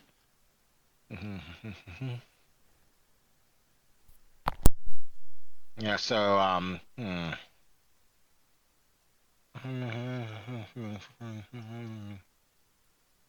So yeah, they would need to have some sort of ability to be sensitivity to psychic activity, and I don't believe that even with auspex that would normally be viable, unless they were also astrally projecting or in the spirit realm. Okay. I may go against that ruling later, but right now it's just the difficulty of getting there and not risking getting your thing cut. Well, I'm willing to risk it anyway. Mm-hmm. Well, I'm willing to risk it, I tell you. Or That's even if exactly. auspex would work, I believe they would actually need to be actively looking. So they'd have to be aware that someone was there, not supposed to be. Yeah. In any case, let's see. And this would be a first. In order to activate this power, you will need to spend a willpower point. So it's a good thing you got an extra one. Yep. All And then right. you need to make a perception and awareness roll. The difficulty varies. It says if it's 5, it's within sight. But this isn't there in sight. It's like through a thingy. So I'm gonna just increase the difficulty by +1 to 6 6. because Okay. you're going through magic mediums here for the sight purposes. But just gonna make that 6. Perception Wish and me awareness. luck. You're only gonna need 1 success here. But hey, you got 2. 2. Nice. Yay! It wasn't all for nothing. At the bagel, all of you watching, Olivia, did Olivia even tell you all you were doing? She was doing anything? No. No. So y'all have no warning as Olivia's body just flops over onto the floor. Just flops over on the floor. Just I think she did a thing. I don't know what thing, but she did something. Did she at least brace us for impact? No. Nope. She gave y'all no warning of what she was No. doing or that It anything just- was happening. she So just her suddenly did it, basically. Her body looks like a corpse, like it does during the day. What I'm hearing is we gotta, put her in a booth and put her in a funny position.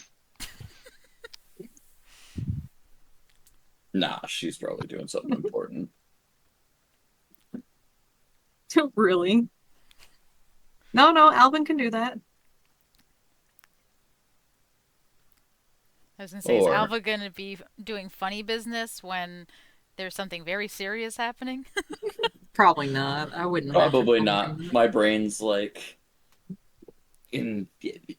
Carry on. In goof mode. It's in goof Yes. mode. Yes. Nick's in full pranks mode.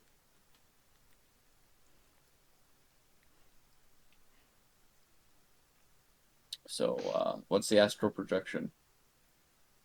One moment. Well, while you one moment, I'm gonna get a second round of coffee. Cause I'm fading. Ooh. While you get a second round of coffee, I'm gonna get a drink. I'm gonna go use the bathroom. Ooh. 5-minute potty break.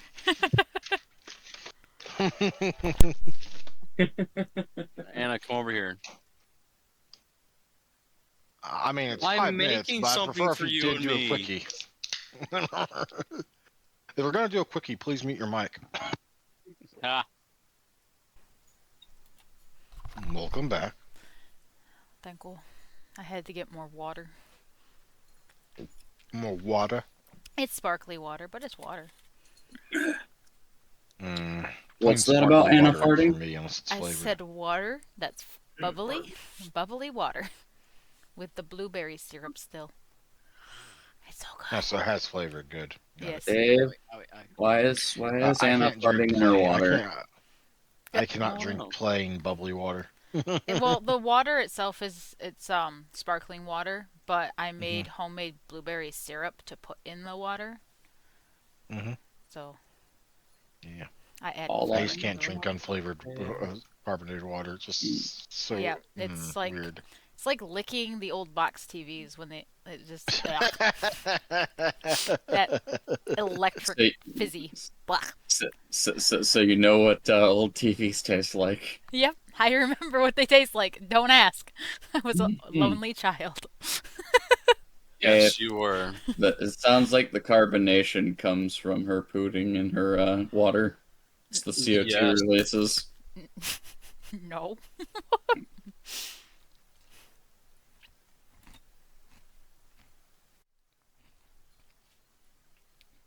I have more coffee. Hell yeah. I have peanut butter cookies. It's not good coffee. Well, I mean, it's fine coffee. It's not bad coffee. It's not work coffee. Oh, okay. Oh wait, no, I gotta go. What? Hold on. The gremlin showed up. Feed the gremlin a cookie. I don't have any cookies. I have fudge. Beanie Ween, hi baby. Steph needs to eat the fudge. She's been ignoring it. Wait, what? I stepped away from the mic again. I said that you haven't been touching any of the fudge, and it's just sitting there sad. Because it's fudge that I actually really don't fucking like. No. Oh, I don't like the peanut butter stuff. I've never been a fan of peanut butter anything. okay. I'll eat peanut butter cookies, but it's really not my favorite. Mm-hmm. I don't I've even never- know why. I actually put less peanut butter on my peanut butter and jelly. Yeah. Oh, Because who's I don't- She'll be that? fine. Don't worry about it. That's not me. Not me. Not me. That's Oh, it's Andrew's porn. That was me using a voice mod. Oh, was it? Andrew's got r/hentai on in the background. No, that one was Yeah. called Kawaii. That was the AI voice called Kawaii. So I guess. What we don't know is that Andrew is secretly a VTuber and goes ooh woo on Sundays. Oh no, I'm there. You wish I did. Ah. Oh jeez. I like it. You wish I did. Here, we'll add that. Consuming everything for fire. You should use that from now on in Vampire. Yeah, I don't know about that. We'll see. On here, I thought you were talking about the picture that Anna linked. Oh, I didn't see that. Hold on. Wait, we gotta see that first. I'm astral What the fuck's projecting that? over to It's a the... link. Wait, hold on. Pretty sure it's I supposed don't to be know. a link. Yeah, that looks like way too big of a link. I don't Yeah. know. No, I love it. I found another one like that was similar, but it was way dirtier. I'm like, what the hell? Oh, link that one Right. too. Do that one privately, please. I don't need to see that gay shit. It's Hang not. It's on real not quick, gay.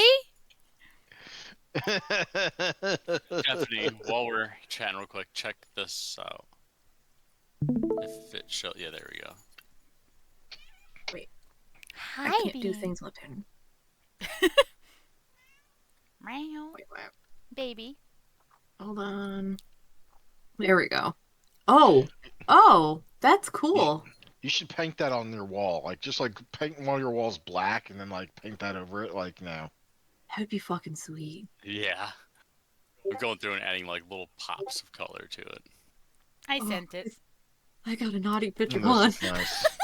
Anyway, It's not that naughty. It's really not. It's actually kind of adorable. when you said naughty, got a I was good just ass. thinking, just completely, No, Anyway. not that much. I don't send that. To No, it wasn't. It's not bad. It's more like a lover's pose more than a sexual. Still, I'll hold off on that. You're good, It's softcore. people. Yeah, there you go. It's more soft. There you go. Oh, but that is so cool. I like that. I came across it on Pinterest. And I'm like, oh, I love it. The real question is why have you two not done a couple's costuming for Halloween for that? Yeah, Anna and Dave. what? We've only done one couple's costume, and that was Jack and Jane. Yeah, it was. Was it? No, but his name wasn't Jack. No, it was Jeff and Jane. There we go. Mhm. Killer Jeff and whatever Jane. Jeff the Killer and Jane the Killer. There you go. Beanie Ween, what are you doing? Get out of there. Come here. Oh, nope. Out. Ow! Which cat or dog is it this time? It's Envy. Come on, get out of there. Thank you. Which one was that one? The The black, black one. one. Ah, the black one. No, she liked me. Envy liked me. Envy loves everybody. In any case, I believe we were getting back to someone's astral projecting into the middle of this dark and horrible cell room. Yes. I do want to note that Olivia didn't do it on purpose. She got scared and just kind of happened. Hmm. If that makes any sense. Something She in the put herself madness. in the nightmare. She was so terrified of the nightmare, she put herself directly in the nightmare, and there you are, floating. In fact, you're right in front of Lady Cassara Vervain, not that you know that's her name yet. The terrible black woman from your dreams. And by black woman, I mean women in black, not like, you know. Racist! Oh, you shut the fuck up. You shut the fuck up. I will not tolerate that politically correct bullshit here. Anyway. Are you sure those are her proper pronouns? Bitch, We are your in the pronouns are he 90s. or she. There's no middle. We're in the 90s, okay? It doesn't matter. I You're a know. boy, you're a girl, stop being stupid. Her pronouns are evil and sabbat. There we go. Oh yeah, yep. I suppose I'm weird like that, right? Because I can totally understand someone being gay or lesbian or bi, because, you know, beauty's in the eye of the beholder. I just don't understand people that, like, I mean, I can understand people, like, thinking about what would my life have been like if I was born a girl or if I was born a boy. That's understandable. Everyone thinks that at least once. But, For me, at the end of the day, when we die and decompose, science will be like, that's a boy and that's a girl. yeah, exactly. Like, Yep. and, anyway, I'll Table that for later. Right. Table that for later, yeah. So, yes. Find yourself standing right in front of one of the objects of your nightmare. In fact, the way since you're right between her and the cells, or at least your astral body is, it's almost like she's looking at you instead of what's in the cell. That freaks me out. Mhm. Olivia's gonna try to back up a little. But then the illusion breaks as she continues moving on and looking at each of the little helpless victims, playthings, material she has on hand. Let's see, which of you two do for the next batch? Not you, not you, not you. Maybe you. Maybe you'll get that lucky. Maybe they'll have your eyes gouged out and put with the other cattle. One or the other. As you are here watching, listening, and as the others are watching and listening through the bowl, there's another smattering of footsteps coming down the stairs. And a very hesitant, very shy, almost, voice calls out, Lady Vervain? I'm sorry to trouble. What now? Seems like every time I'm about to make progress, you, usurper, are always interfering. I'm sorry. It's just that there's the bishop. He wants that man. Fine. Well, do be a dear and stay here and watch over them while I'm gone. At the very least, someone needs to keep them in check. And I will note that there is something very particular about this person speaking to, at least to one of you. And, Ashley, you will note a strange mark on this woman's forehead. None of the others can see this mark. Her forehead looks plain and plain to the, plain and empty to them. But to you, you see a oddly shaped mark of a T, which, as per a meeting in the chantry a few nights ago, knows you to mean that this is one of the traitor Tremere. Ashley's gonna kind of like growl under her breath. Just like pissed off. I sighs big time.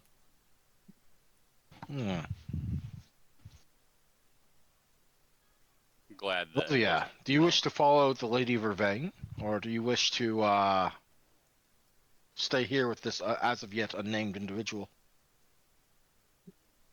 Wait, who? You. Me? Astral projecting girl. Okay, well, I want to make sure. You're Can okay. are they, so if I go with the lady, uh, Ashley cannot move her where she's looking. She's specifically scrying on Halsey. Therefore, her general viewpoint is locked around Halsey's location.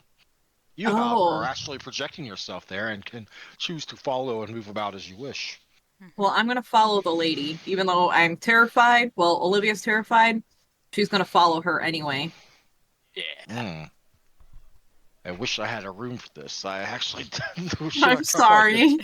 I probably could have done this while I was listening to a playback, but that's my bad. Okay, so let us move to at least a place with a background track more fitting. There we go. Much better.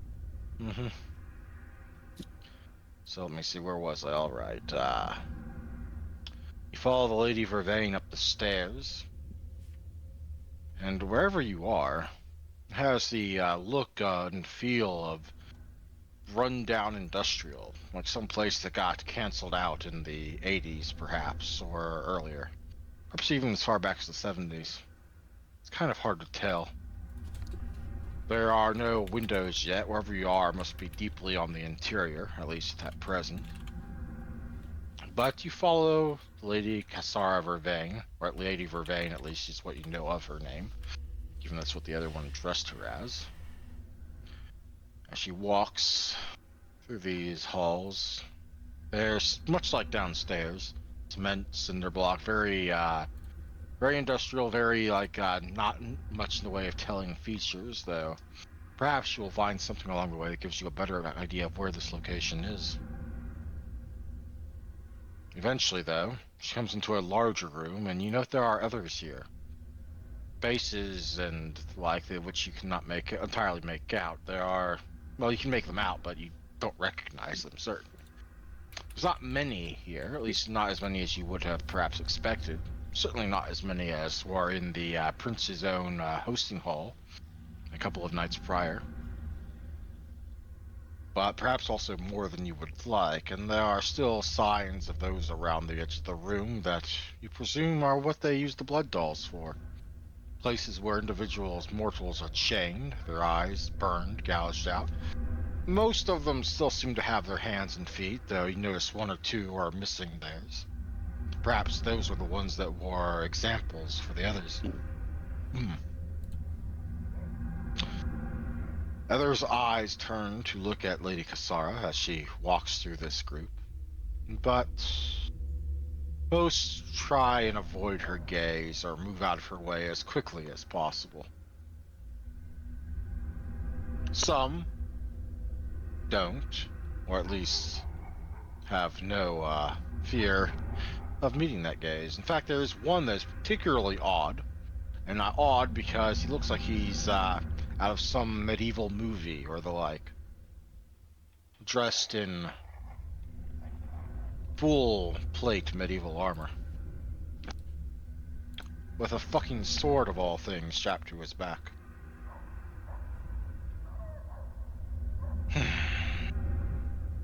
Lady Vervain, his voice echoes through the grill of his metal helmet. The bishop is waiting for you. I know exactly who I'm here to see. I've already been summoned. I don't need your permission, Inquisitor.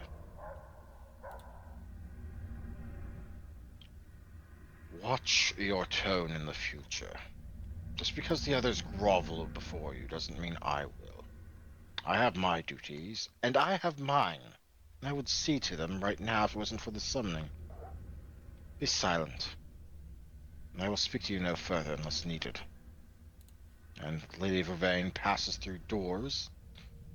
Clear signs of hatred simmering between the two of them. Clearly, in spite of things, the Sabbat is not quite so entirely unified, even if these two, oddly, aren't frenzying out at each other. Passing into the next room, it's considerably smaller and somewhat nicer. There's stains on the floor and on the pillars of the room. And pillars imply something grander than what it is. It's really just the metal supports of the roof, which seems ever more warehousey or perhaps old factory-ish, given that it's steel and the way it's plated and the, well, open and visible supports for it. But you're not really looking so much at the roof as the person in the bigger chair near the end of the audience room. Oop.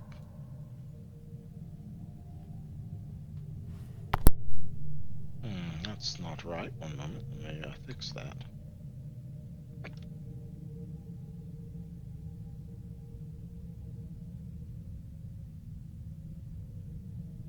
There we go.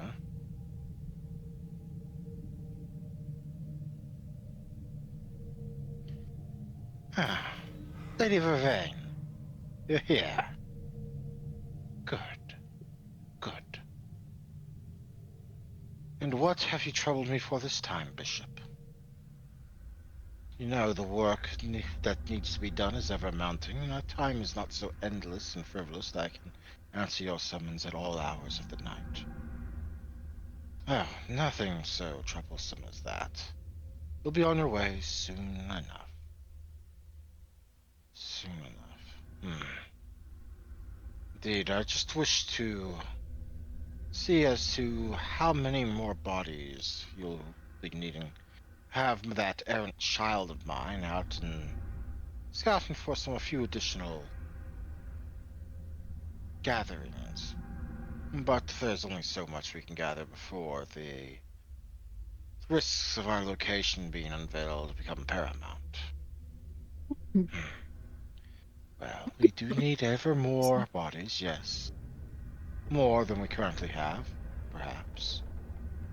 The Schlachter are well underway, and the other things are assembling quite nicely. Need more time, however, but which will be faster if you aren't interrupting me at all hours. As for the other, more standard usage, we probably have enough as is, at least for the first wave or two. Does that suffice for your answer? Watch your tone. I respect you for your position, your power, your ability, but do not take that tone lightly with me. I hold the title of bishop here, and you will respect it. Yes, of course, my bishop. Is there anything else beyond that? What's the timetable for finishing the project? I don't like our position just yet without some the added weight for our first driving goal. The extra? I can probably have part of it done in a few nights. 3, perhaps, maybe 4. But if you want it done well, preferably a week.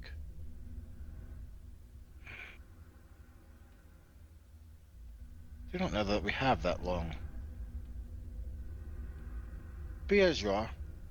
You're dismissed. Meanwhile, back down in the actual prison cells, where it is just the one rather morose woman tending to them. Not much seems to be happening. In fact, the as of yet unnamed, her name is right there, so out of character, you know her name. Tremere is largely looking both bored and somewhat. There's a touch of terror there. She clearly is afraid of Lady Vervain, on some extent.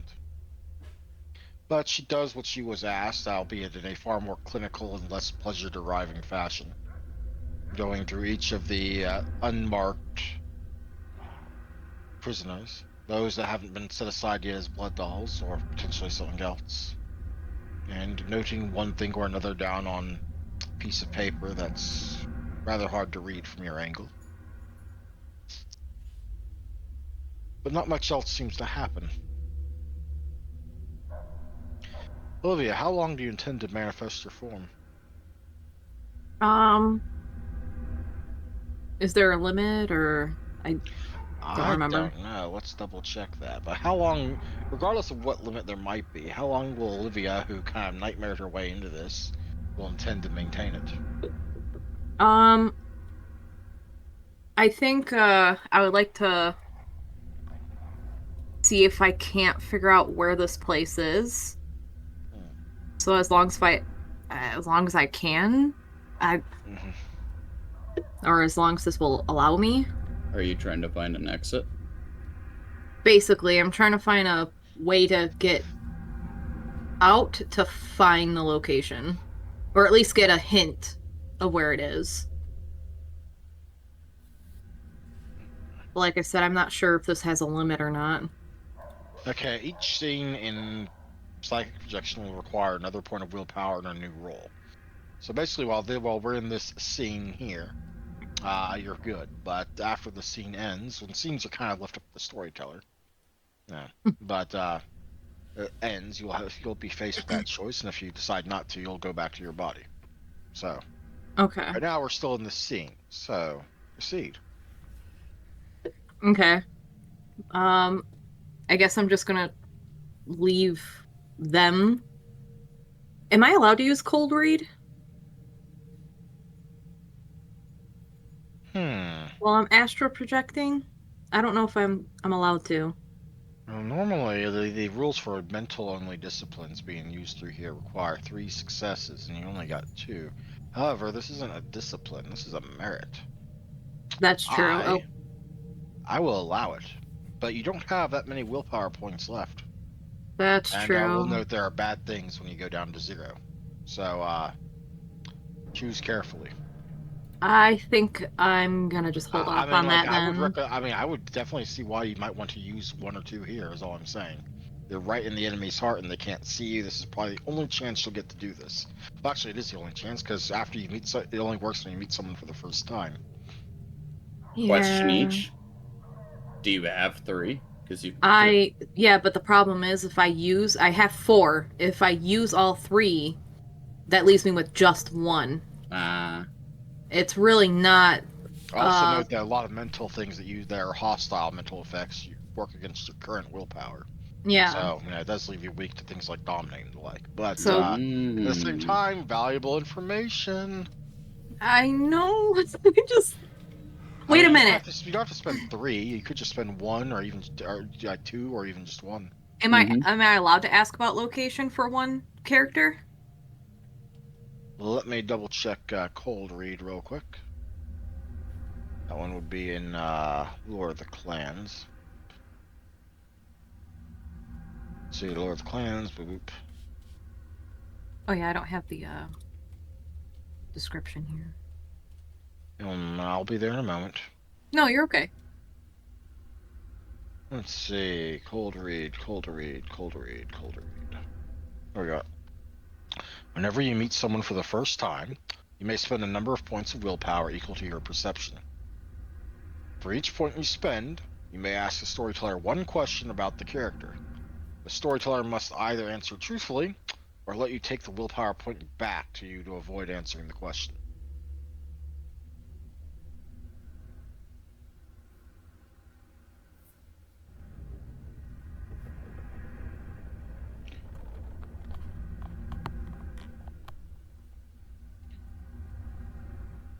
You're currently in the presence of one Lady Vervain and the as of yet unnamed Bishop.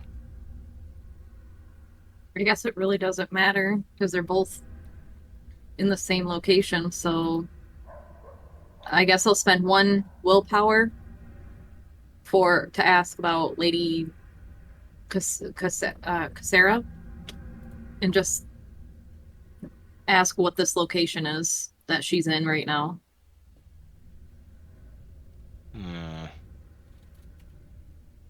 If that makes any sense. I get the angle you're going for here, but I'm pretty sure it has to be about the character.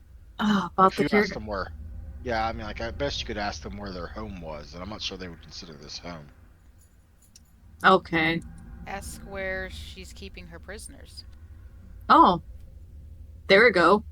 Thank you, Anna. I forgot about the prisoners. They are her Where? prisoners. Yeah, I'll spend a willpower point to ask where her prisoners are. The location, the specific location where her prisoners are. I think what Andrew might be poking at is that cold read is meant to read an individual about their personality. Yes, it's about their personality, Okay. things that they them. There's also about things that they themselves know, but only as it pertains to the character. Like with Father Vitale, it was about connections and friends he might have had with the Sabbat, which was about the character. It's about their own connections, but it's Okay. it's more about their habits, their backstories, their Maybe something that's on them their that they're wearing. relationships. Hmm. Darn it. Okay. I don't know. Yeah. Sorry, I'm not trying to be a buzzkill. I'm just No, that makes sense though.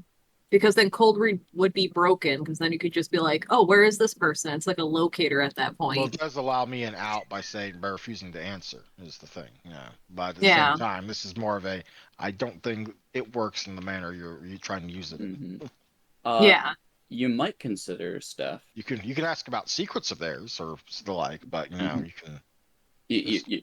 You might consider asking in terms of like, are there any like identifying marks on this woman that seem distinct or might tip Olivia off as to places she's been recently? Probably not, because I haven't made up any off the top of my head. Mm,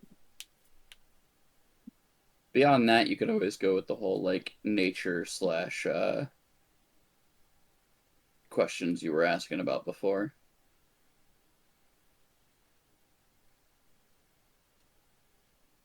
I guess we'll do that because at least, God damn it, it's about her character. So, I'll do one willpower point and ask about her nature. And by nature, you mean? Like her nature, demeanor. Hmm.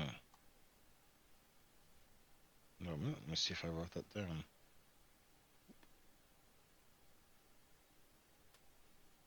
Yeah, of course. Let me see if I have that in my notes.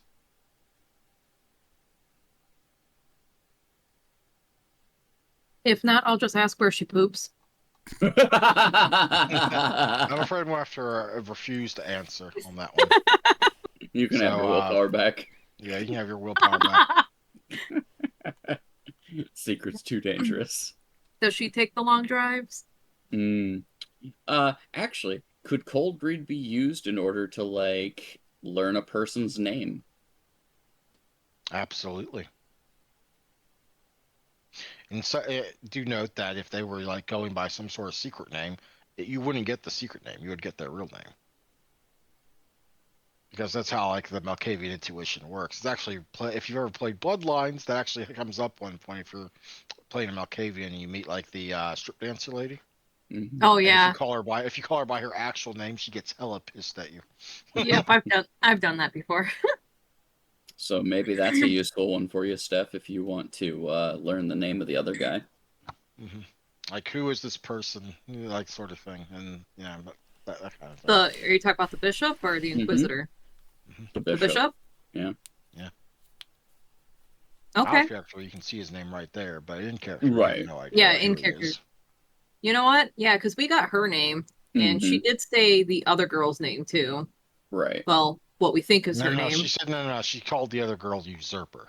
Which is, usurper. Okay, I did not hear that. Mm-hmm. I thought you said a name. No, it's which is a very little in V5 it's like the main slang for calling the Tremere, but in V20 and earlier editions it's a very little known used thing that's only usually referred to them by the Tizmishi and so on. Yeah. So it's Alright. just canon for Olivia that, this woman's name is Usurper and there is no other name for her. Yep. Her name's Usurper. Alright, so what do you guys think would be beneficial for us? Do you want me to ask about the bishop's name or something else before I declare willpower I would point? say, I would argue that you should, if you're going to ask about his name, you should instead ask about his identity, because then I can give you more information. Ooh, I didn't even know that was Oh, an okay. option. Yeah, because if you're too specific, sometimes that can. Yeah, yeah. I'm just trying to help you get the most for bang for your buck in terms of your willpower point. All right, then I'll spend a willpower point and ask about his identity. This is Bishop Macario Vito Gamero, a long-standing member of the Sabbat, La Sombra, and quite a gifted abyss mystic as well. He was here in Seattle the first time the Sabbat were here, and therefore he is quite the veteran and familiar with the local terrain. He sees his return here as sort of like the returning triumph of the new blood in charge, because the last bishop that was in charge died or was executed for failing to maintain control of the city. He is the sire of no less than 3 child heir, but alas, one of them got away. Well, one of his desired child heir got away. But that's something else entirely. And while he is the bishop, which for the Sabbat is kind of equivalent to the prince, but not really, because the Sabbat treat their ranks as in a somewhat different fashion than the Camarilla does. And there are certain rules and stipulations that apply differently for both sides. He is also currently somewhere in the neighborhood of about 2.5 centuries old. Actually, kind of young. Kind of young, yes. Young for his level of ability and power, but the Sabbat regularly practice diablerie. Right. So, take of that what you will. Strength of the fittest, or survival of the fittest, is a very Sabbat way of thinking. He could readily have power beyond his mere 250 years. A Simply savage because he lifestyle. consumed enough souls. Anywho. You damn dirty apes. As you're looking at this, there's something that you at first mistook for either a trick of the light, or perhaps your madness playing with your head again. It does that sometimes, silly thing. But the shadow around him seems oddly alive. For a moment, you might have thought he was doing it on purpose, but if he is, that's like an incredibly wasteful amount of blood he's spending just for that. Yes. It seems to lash out at things around it on its own accord. Not really harming them, but it's a very disconcerting look.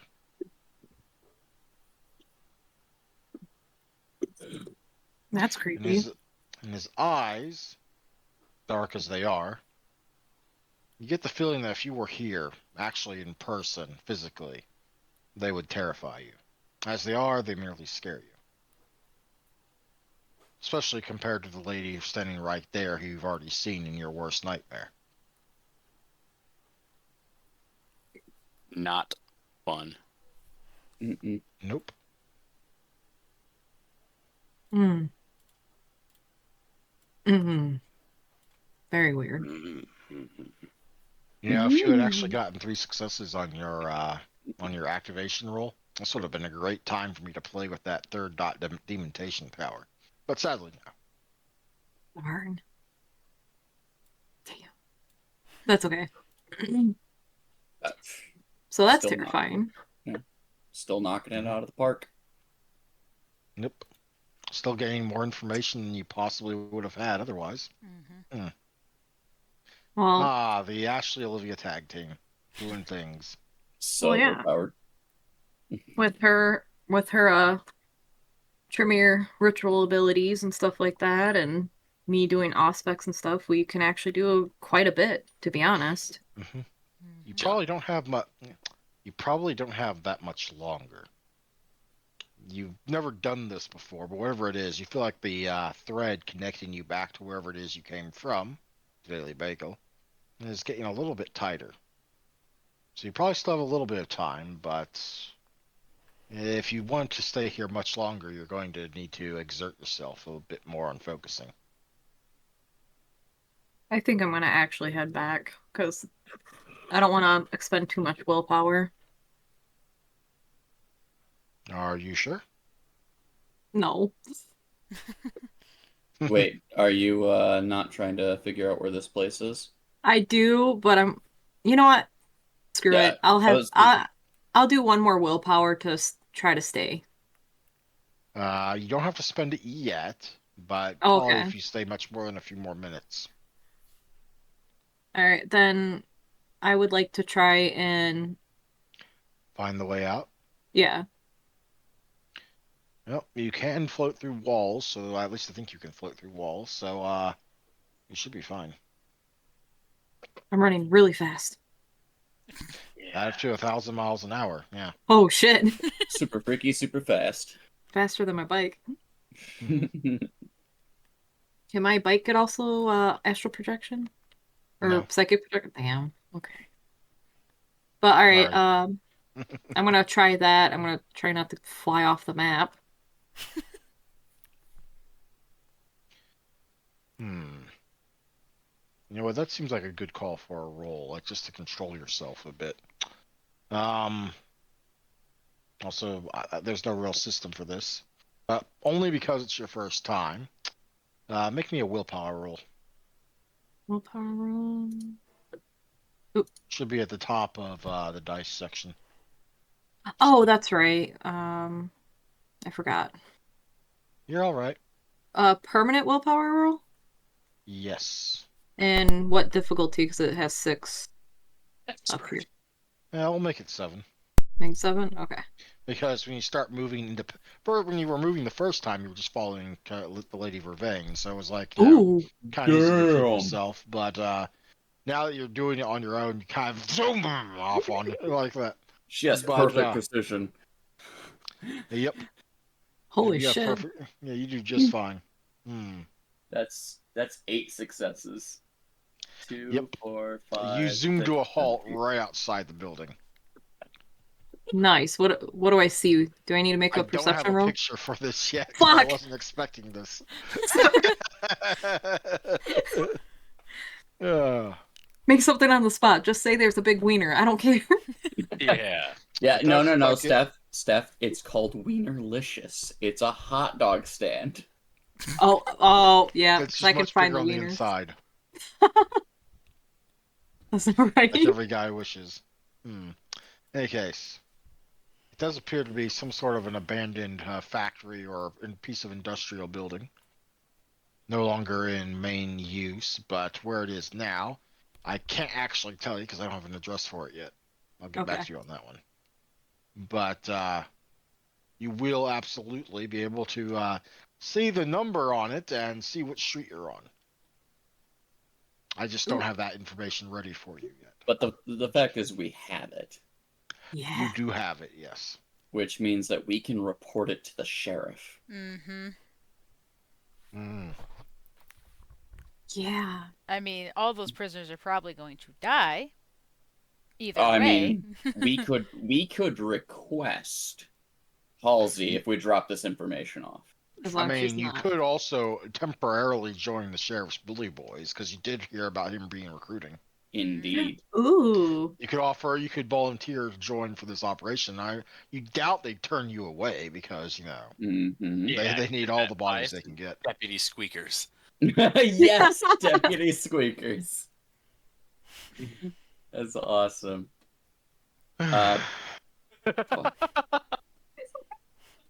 Oh, can I get a like a little customized helmet for squeakers? Yes. How many of you even know about Squeakers other than Pius? I have no idea.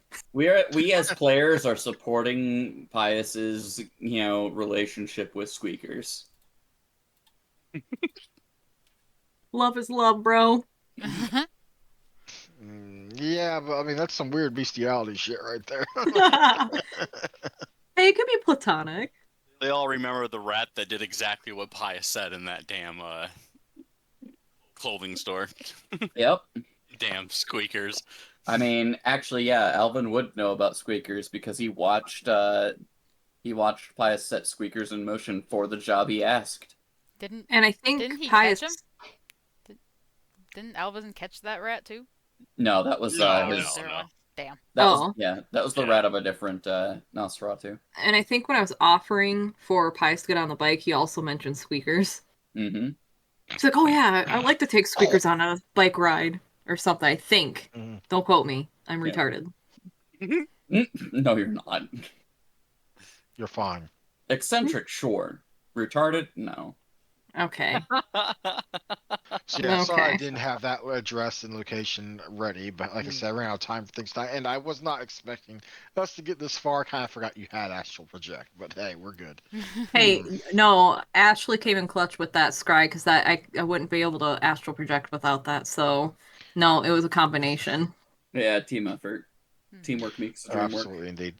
Yeah, that's pretty much what the main room that she was in looks like. Yeah.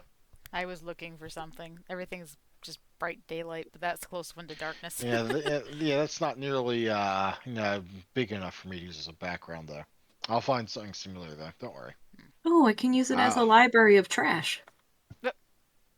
No, no, no. That would be Pius's new hideout. Oh, Yeah. The question is have you converted the trash bags into full-on beanbag chairs where you can relax in comfort?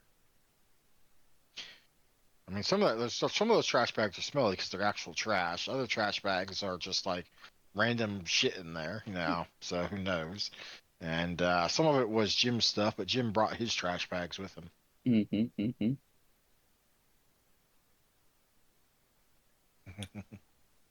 Anywho. So Ashley, not Ashley, Olivia, do you return to your body? yes. Whoop, whoop, whoop. And you open your eyes and you are. What did y'all do with her after she passed out? I just set her in a booth to, be relaxed, blanket. Olivia, the rush of coming back into your body, you kind of sit up with almost a gasp. I hit my legs on the bottom of the table.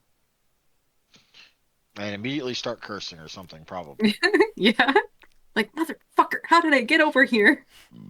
Bringing your eyes from the scrying bowl, where you're watching the Tremere inside, examine the prisoners, over to Olivia, who just apparently woke up again.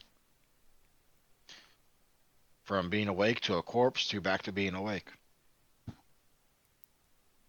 Sound like she's returned. Seems so. Ugh.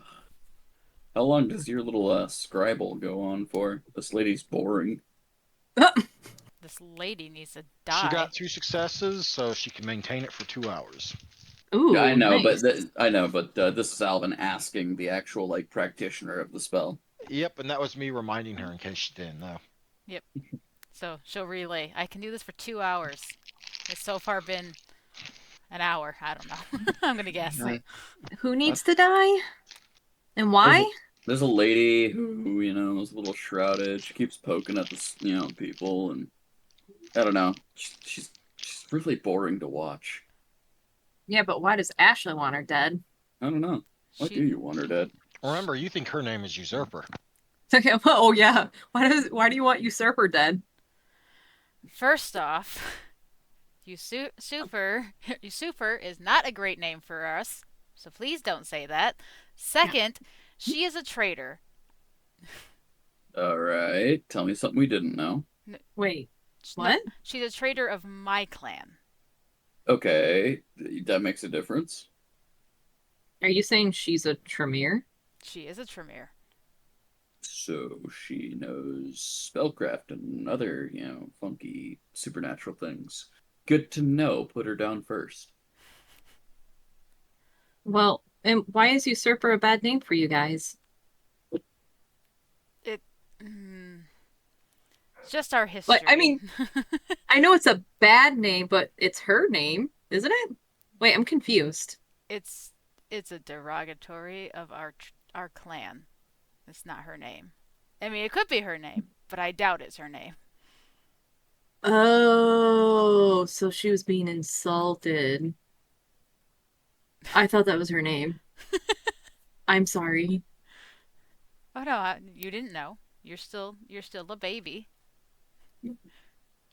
I like being baby because you can't put me in the corner. I'll just drive off. Yep. But So what happened to you? You just kind of, fell over. uh I accidentally psychically projected myself into the nightmare that was in the bowl. Why does this sound like a movie prospect? I don't know, but it wasn't very pleasant. It basically Olivia explains everything, and then she tells you guys the location that she saw on the address or the street sign that she saw, and that it's a abandoned warehouse or yeah, abandoned warehouse and stuff like that, and then she tells you about the bishop and all of the stuff that Andrew gave on him. Hmm. Everyone up for a trip then? I'm down. Yep. Sounds like we get to go talk to the sheriff if we can track him down. What did you guys learn on your end? We just kind of watched this boring lady poke at a bunch of the hostages. Oh, Yep. man, she is boring. Yeah, I mean, Ashley was gritting her teeth the entire time and, seemed real upset about it. But, I mean, all things considered, like, not much has really happened on this end. The Well, you scary lady ran away, and this lady kind of took over, and it was kind of, not a lot happening. Well, I can kind of understand why Ashley doesn't really like her. I mean, if she's a traitor to her clan Yeah, and no, also a Sabat, yeah, I'd want to rip her heart out and eat it too. yeah, again, I'm not knocking it. I was just confused for a moment. So, yeah. If she casts magic and shit like that, and we gotta, deal with it, then she goes down first. If there's anything you should understand when going into, form of combat, you want to make sure that the people with ranged capabilities are dropped quickly. True. Yeah. Which is everyone in modern combat. Right. Yeah. That's when you start using explosives to solve your problems. It's a modern day version of Fireball. Ashley's Well, what do gonna we? mention. Oh, sorry. Ashley's No, gonna go. not without looking away from the bowl. She's gonna kind of like, hey, Olivia, when you were looking at the bowl earlier, you were saying something about the lady. What did you mean that was her? When I had my nightmare, she was in it. She was making these weird blood dolls. So she's basically the necromancer artificer. She's the one that puts the horrible things together. The sheriff Yeah, will know what to do with that. If she's the one that's going to put together the mass conglomerate blob of body parts, then yeah, we got a problem. and Olivia will mention that when she went to go see the bishop, she rattled off that the bishop also says that basically she said that it would take three days to up to a week to finish this project. So they might not have a lot of time. And we'll need to get this, keep get going to get this taken down. Oh my god, I can't speak. Yeah, if we tell the sheriff today, then we can hopefully put that nightmare of yours to rest. I hope so. I don't want the city to die. I don't want you guys to die. That's the goal. Was there anything else that you know about this bishop? Oh my god. You'll have to rewatch the recording, Anna, on that one because I can't rattle everything off that Andrew said. Yep, Steph basically said Sorry. she vomited all the things that Andrew said to Yeah. Is there any specific question you have? And I might be able to answer it. Yeah. Nope. She was just asking like what Olivia found out about the bishop, and because there was a lot of information in that Mhm. whole little small scene, I I can't rattle all of it back off. Ashley's just trying to basically line up what different clans we got that we need to make sure the sheriff is aware of. Oh, well, obviously there's Lasombra and Tizmishi. And the Tremere. So we got 3 magic. And there was all the people that gathered outside the bishop's room, which could be, from what your conversation with Elio Vitali concerned, could be from any number of clans. Yeah. Mm-hmm. But the I mean- main ones that we were focused on. The Inquisitor could be like a Ventrue or something too, so. He seemed pretty orderly and, bent upon the framework of everything. So. In any case, do we have any lingering things we want to do here at the Bagel? Are you continuing to use your Scribble, or? Nope. Ashley's going to shut down her Scribble. And then... She doesn't want to look at the prisoners anymore. No, Darn. they're already traumatizing enough. What about you, Olivia? Basically, Olivia wants to know what we're going to be doing with this information, and like I don't know. You said we're going to sheriff. I didn't know if you said it in character.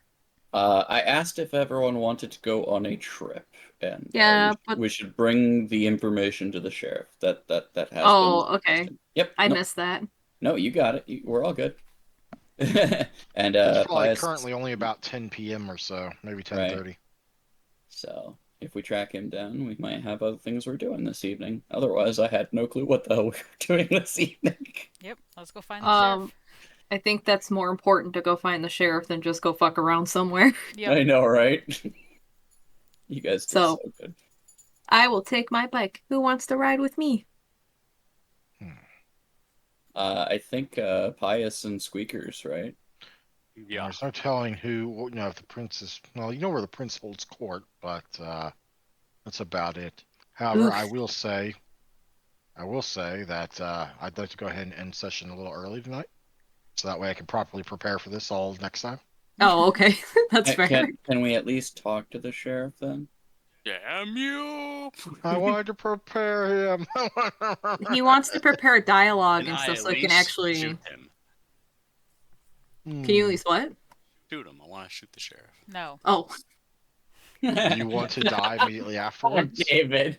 It's a song. I shot the sheriff, but I didn't shoot the I'll never shoot squeakers.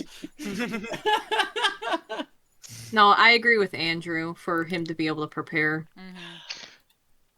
Yeah, I'm sorry it's a little short considering we only got about 2 hours of playtime in, but No, I hear you. I do. I just wanted to at least say hi. Hi! What are you guys doing here? We'll see you in a minute. I gotta do this stuff improv all the time. Oh, dang it. Well, gee, I'm sorry I'm not as good. No, you're okay, buddy. I know you like to have a very set up and I regimented. like having a couple paragraphs per scene to Mhm. base myself off of, okay? Get me oriented straight. I hear you. I'm not faulting you for it. It does keep the sessions grounded instead of like how CP seemed to have slay here and there, because it felt like we were just aimless all the time. I'm sure he had some notes of like, yeah, the bad's here. They could go do this, but like the clues and what we can actually poke at sometimes felt a little loosey-goosey. Well, I mean, Olivia has all sorts of abilities, even not counting in astral projecting, that just give her so much information. And now that we're actually able to dive into some of Ashley's, that's really helping out. I wish I could have reached out to Lyra and be like, read my fucking mind so you can see what I'm seeing. I almost thought that was gonna be Cassandra in your vision. I was getting worried. I mean, Lynette. Oh. Oh. That Lynette would be like a traitor. Scorpion corpses? Yeah. That's, well, the thing is, y'all keep calling them corpses, but they're not. They're living people that are being melded together. Yeah. Yeah, that's why I said out it. of It's not corpses. session. Am I able to just take the bone path? What do you mean?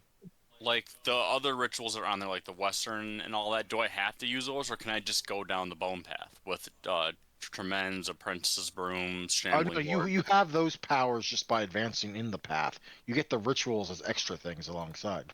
Oh, what? Yeah. Yes. Oh my God. Okay, that That's how completely blood changes sorcery. things. That's how blood sorcery paths and rituals work. You get the paths, the powers of the paths, Hmm. and Oh, the Pies rituals are is gonna separate get side fucked things. up. I was gonna say you could have asked me. I know that. That's what I have to deal with. Despite how excited you might be for, it, I would not recommend trying to animate an army of zombies for this thingy because then it's going to be raising questions about from the sheriff, like, where did you learn that? Yeah. Well, he could still ask like Alvin kind of thing, and then Alvin would kind of point that out for him, because I'm sure like with as secretive as Pius has been about certain aspects of this, it's like let's make sure Pius doesn't get in trouble. Yes, you have new gifts you're all excited about, but Do we? I was talking about Pius's necromancy. Yeah, Pius has new. Oh, and Fun I have stuff. a whole den to just stockpile. Uh-huh. Yeah, just remember there is a drawback to using zombies, right? You can only give them their orders once. Yep. And then they follow those orders until the end of time, which means like it makes it difficult to be like you can have them guard a location for pretty much forever. They make great guards in that fashion, but you can't just say follow me around and attack what I say to attack because that's too complicated.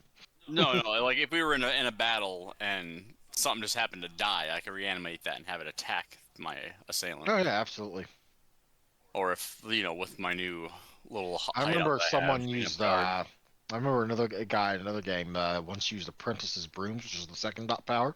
Now, Mhm. the zombies you make with that cannot do combat actions. However, we got around that by having him basically he ordered the guy to get up, walk over to the door, and hold that door shut, which kept all the mob of people outside trying to get in from getting to us and bought us some time.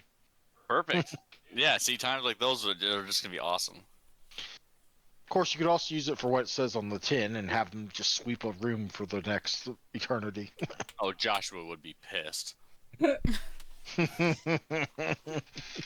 Sorry, you can't have zombies hanging around the Daily Bagel. I mean, the smell, man, the smell. Yeah. Yeah. Yeah. True. That's We can stuff cool. some potpourri in them. Alrighty, experience two for everyone. That's obvious. Learning experience. We'll start with Pius. Pius, what did Pius learn tonight? I know it was kind of short, but try and think of something. He learned that the Tremere, that's what Anna is. Yep. That the Tremere can well, no, that was Olivia that foresaw it into the cup. No, Or was that that was Ashley was the that's one Ashley. that created the scrying ability. Yeah, that scrying is pretty goddamn cool. Mm-hmm. Alrighty, what did Ashley learn tonight? Ashley learned that astral projecting and scrying can actually be used together. Mm-hmm. And guess what? Auspex is an inclined discipline for you. You could get there eventually if you wanted to. True. Mm-hmm. Alvin, what did Alvin learn tonight? Alvin learned a little bit about the Tremere relations between the Sabat clan and the Camarilla clan, particularly the slang term that is used with them. Mm-hmm. Fair enough. Olivia, what did Olivia learn tonight? I just realized that me and Ashley can go on an impromptu vacation if she gets psychic projection. I mean, you can Just also get go that watch. scrying going. I mean, you can also go watch the sunrise. You might try and frenzy, but you can go watch the sunrise. Oh, let's do that together. I would love that. Wow. But Olivia learned a lot of things from the bishop. Learning about the bishop, just what's going on in the prison and where the warehouse location is. She, same thing as Ashley, learned that scrying and astral projection can be used together, though it is kind of terrifying. That's 3 for everyone then. Now then, MVP. Olivia, who's your MVP? Can I pause it here? David, Do you and I just want to like collaboratively just say that it's both Olivia and Ashley? Because It was one their without show. one without the other just doesn't work here. Yes, it was their show today. It literally shined on the both. They did so damn good. Yeah, Alvin and Pius kind of just sat back while you two did a lot of the talking. Like, I mean, Pius didn't really do much of anything. He kicked his feet back on the table and sat there. right? Yeah, I'm sorry. It didn't go on very long. My bad. No, That's fine. that's okay. Like, this was No, I really actually useful. enjoyed I enjoyed that. I just want to make it clear, like, our two like, these two could not have done everything we got tonight without the other. Like, MVP wise, they both need it. Yeah, and unlike Sylph, like Sylph may be like a utilitarian character, but he also has stupid high HP for a bard. So I can just willy-nilly go be reckless with him, but Pius, I can't. Mm-hmm. Kind of have to play it safe and flow with the party. Yep.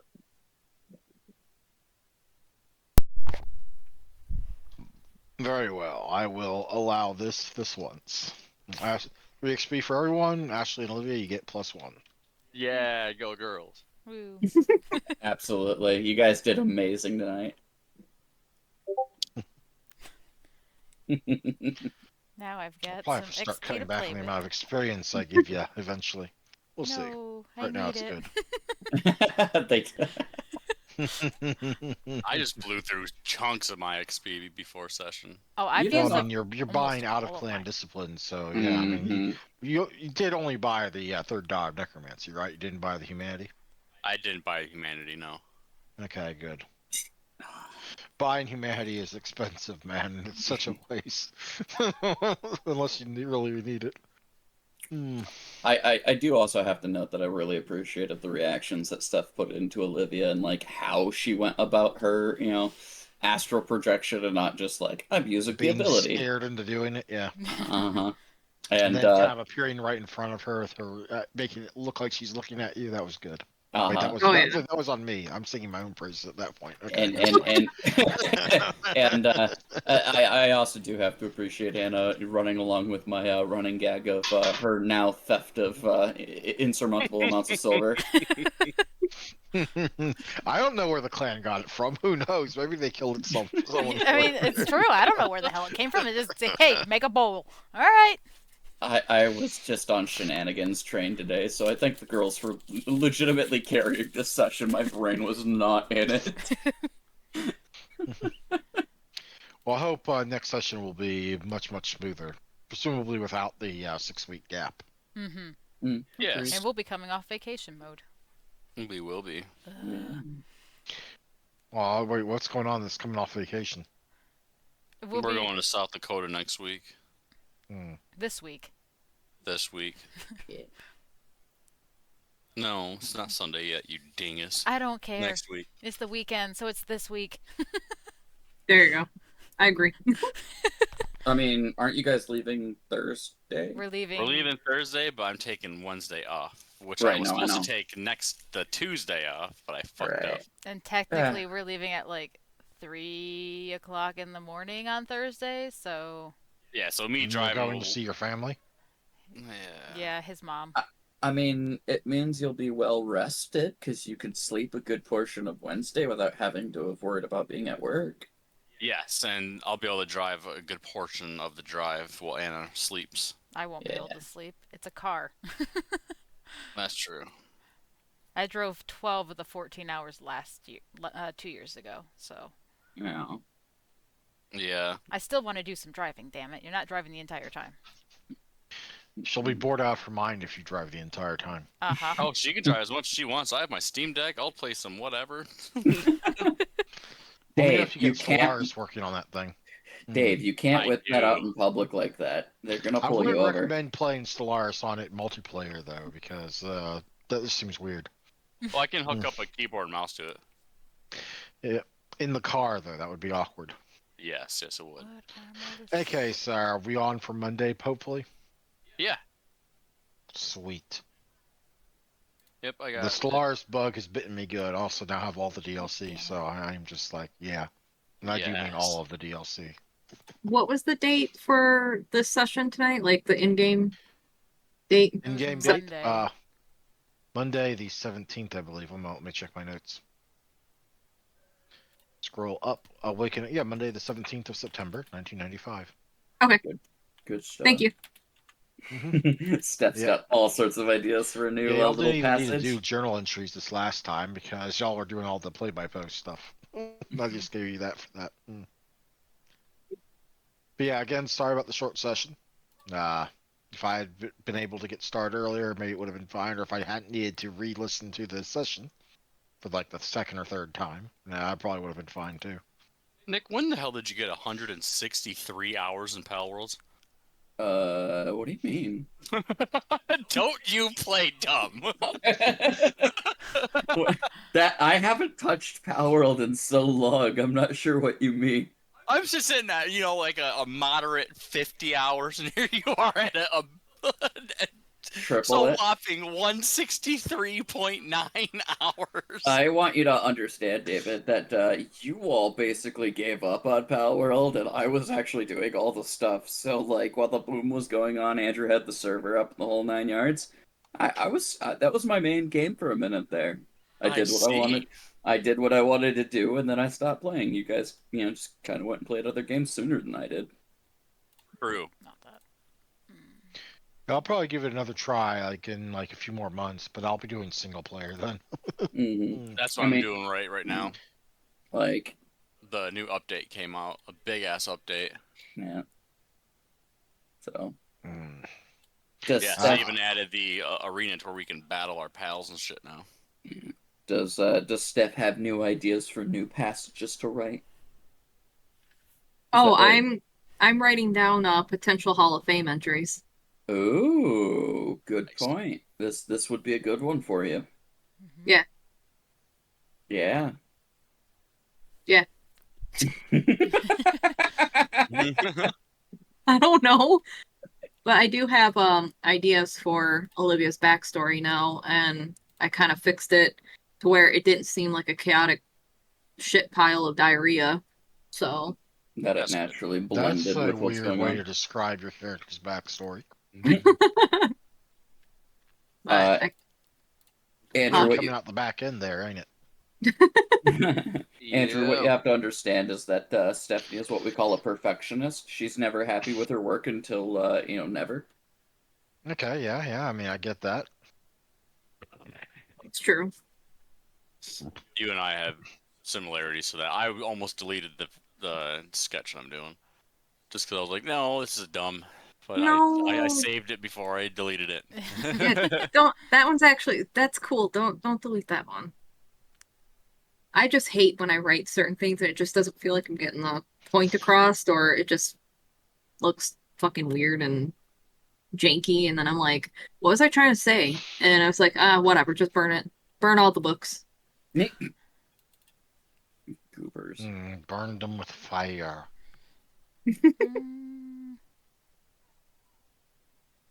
Yeah. I want to make like a giant city open world game with like the mechanics kind of Kenshi. Like I like how you can click on people and all that, make them move, but make it vampires. That would be cool. See, that's what I'm trying to work on, but kind of different. That would be fucking cool. Not like exactly what you're talking about, but like a vampire type game.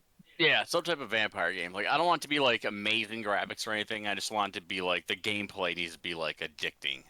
I am learning HTML, Java, Python, and all this other stuff from this program. Once I'm finished with it, which might take me until the end of the year, and I get more proficient with it, if you want to work on stuff together, I'm more than happy to keep working or work on stuff with you to keep in practice and stuff like that. That'd be cool, because then the stuff that you learn and what you're learning that like by learning that way, you'll be able to like correct me on things that I might be doing wrong. And vice versa. Yeah. So like that's one of my goals is to learn all these different computer languages and just create stuff because I'm trying to learn also Unreal Engine and how to make scenes and stuff like that, and then I want to learn how to use Blender and sculpt and make my own characters. Yeah. I think the pet project for you guys should still be to just get the Daily Bagel itself done as a small scene That'd be cool as a like. where you could move around a token or a person of some sort, whatever that Mhm. model might look like. Doesn't have to be pretty, doesn't have to, be amazing, doesn't have to be a super detailed thing. Just a skeleton. So that way you guys have some like basic chops under your belt. Yeah.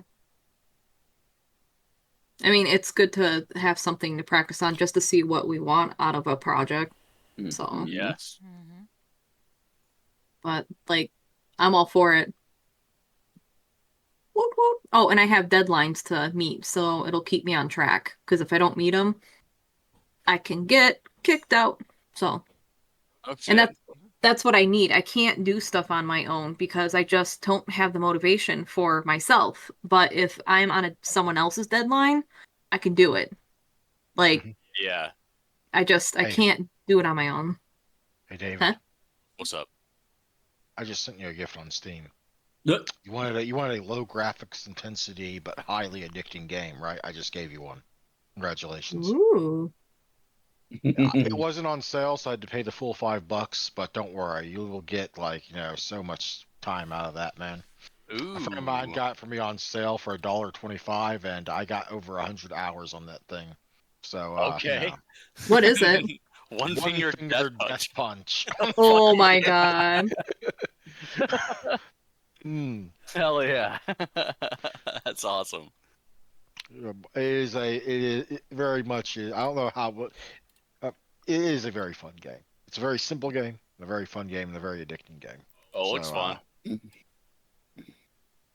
I've gotten up to just past 3,000 on survival mode, so which is very Holy difficult as you crap. will eventually find out. So just but first play through the story because you're going to want to unlock the various powers you can select that can give you advantages. Mhm. But it's also just very fun. It's a very well done. It's a case in point of a sort of how you can make something really simple but really good and really addicting. You know? Yeah. That's how Kingdom 2 Crown. Any of the Kingdom series is just an amazing Mhm. 16-bit game. But I don't know if this works on the Steam Deck. I imagine it should because it's simple enough, you know. Oh yeah, it'll But work. yeah, just I ended up I've tried using the keyboards, I've tried using the mouse, and I've tried using like a game controller plugged in my PC, and I found I was better with the game controller. But personal preference. Yeah. You really only have two buttons you need to worry about, regardless of what you end up using. Okay. One of them attacks right, one of them attacks left. And that makes it sound so simple and dumb that it couldn't possibly be fun, but it couldn't be further from the truth. I think you'll like it. Hey, I'm playing an open world survival game about peeing. I'm pretty sure I'll have fun with this. I still can't believe that, but it's also absolutely hilarious. I'm playing it now. I will edit more of that. I just want to get Tonight a base. tonight was unexpected, but it was good. It was. Mhm. Again, good job, girls. You did amazing. Yay! Oh, I can craft a bag to pee in. The only That's cool. the only reason why I thought about the psychic projection on that is because when I was reading about psychic projection, it was saying that you Mhm. can go to a familiar place or whatever, and I'm like, well, does it count if I see it through Ashley's scrying? Yep. So I just gave it a +1 difficulty uptick for that because just seeing it through a medium rather than seeing it directly. But yeah. also, David, I brought the PC trailer into the general chat. Okay. And I have actually beaten the campaign, which was Oh difficult. my god, that's cool. Oh yeah, I've seen this. One finger death punch. I might look This into game's it gonna later. be awesome. But all right, I'm gonna hop off. You guys all have a good night and talk to you soon. Anna and Dave, if I don't talk to you before you guys leave on your vacation, I hope you guys have a good vacation. Okay. Thanks. I'm sure we'll talk Yeah. more then. Later. Talk to you later. Bye. Probably. Bye. Bye. Bye.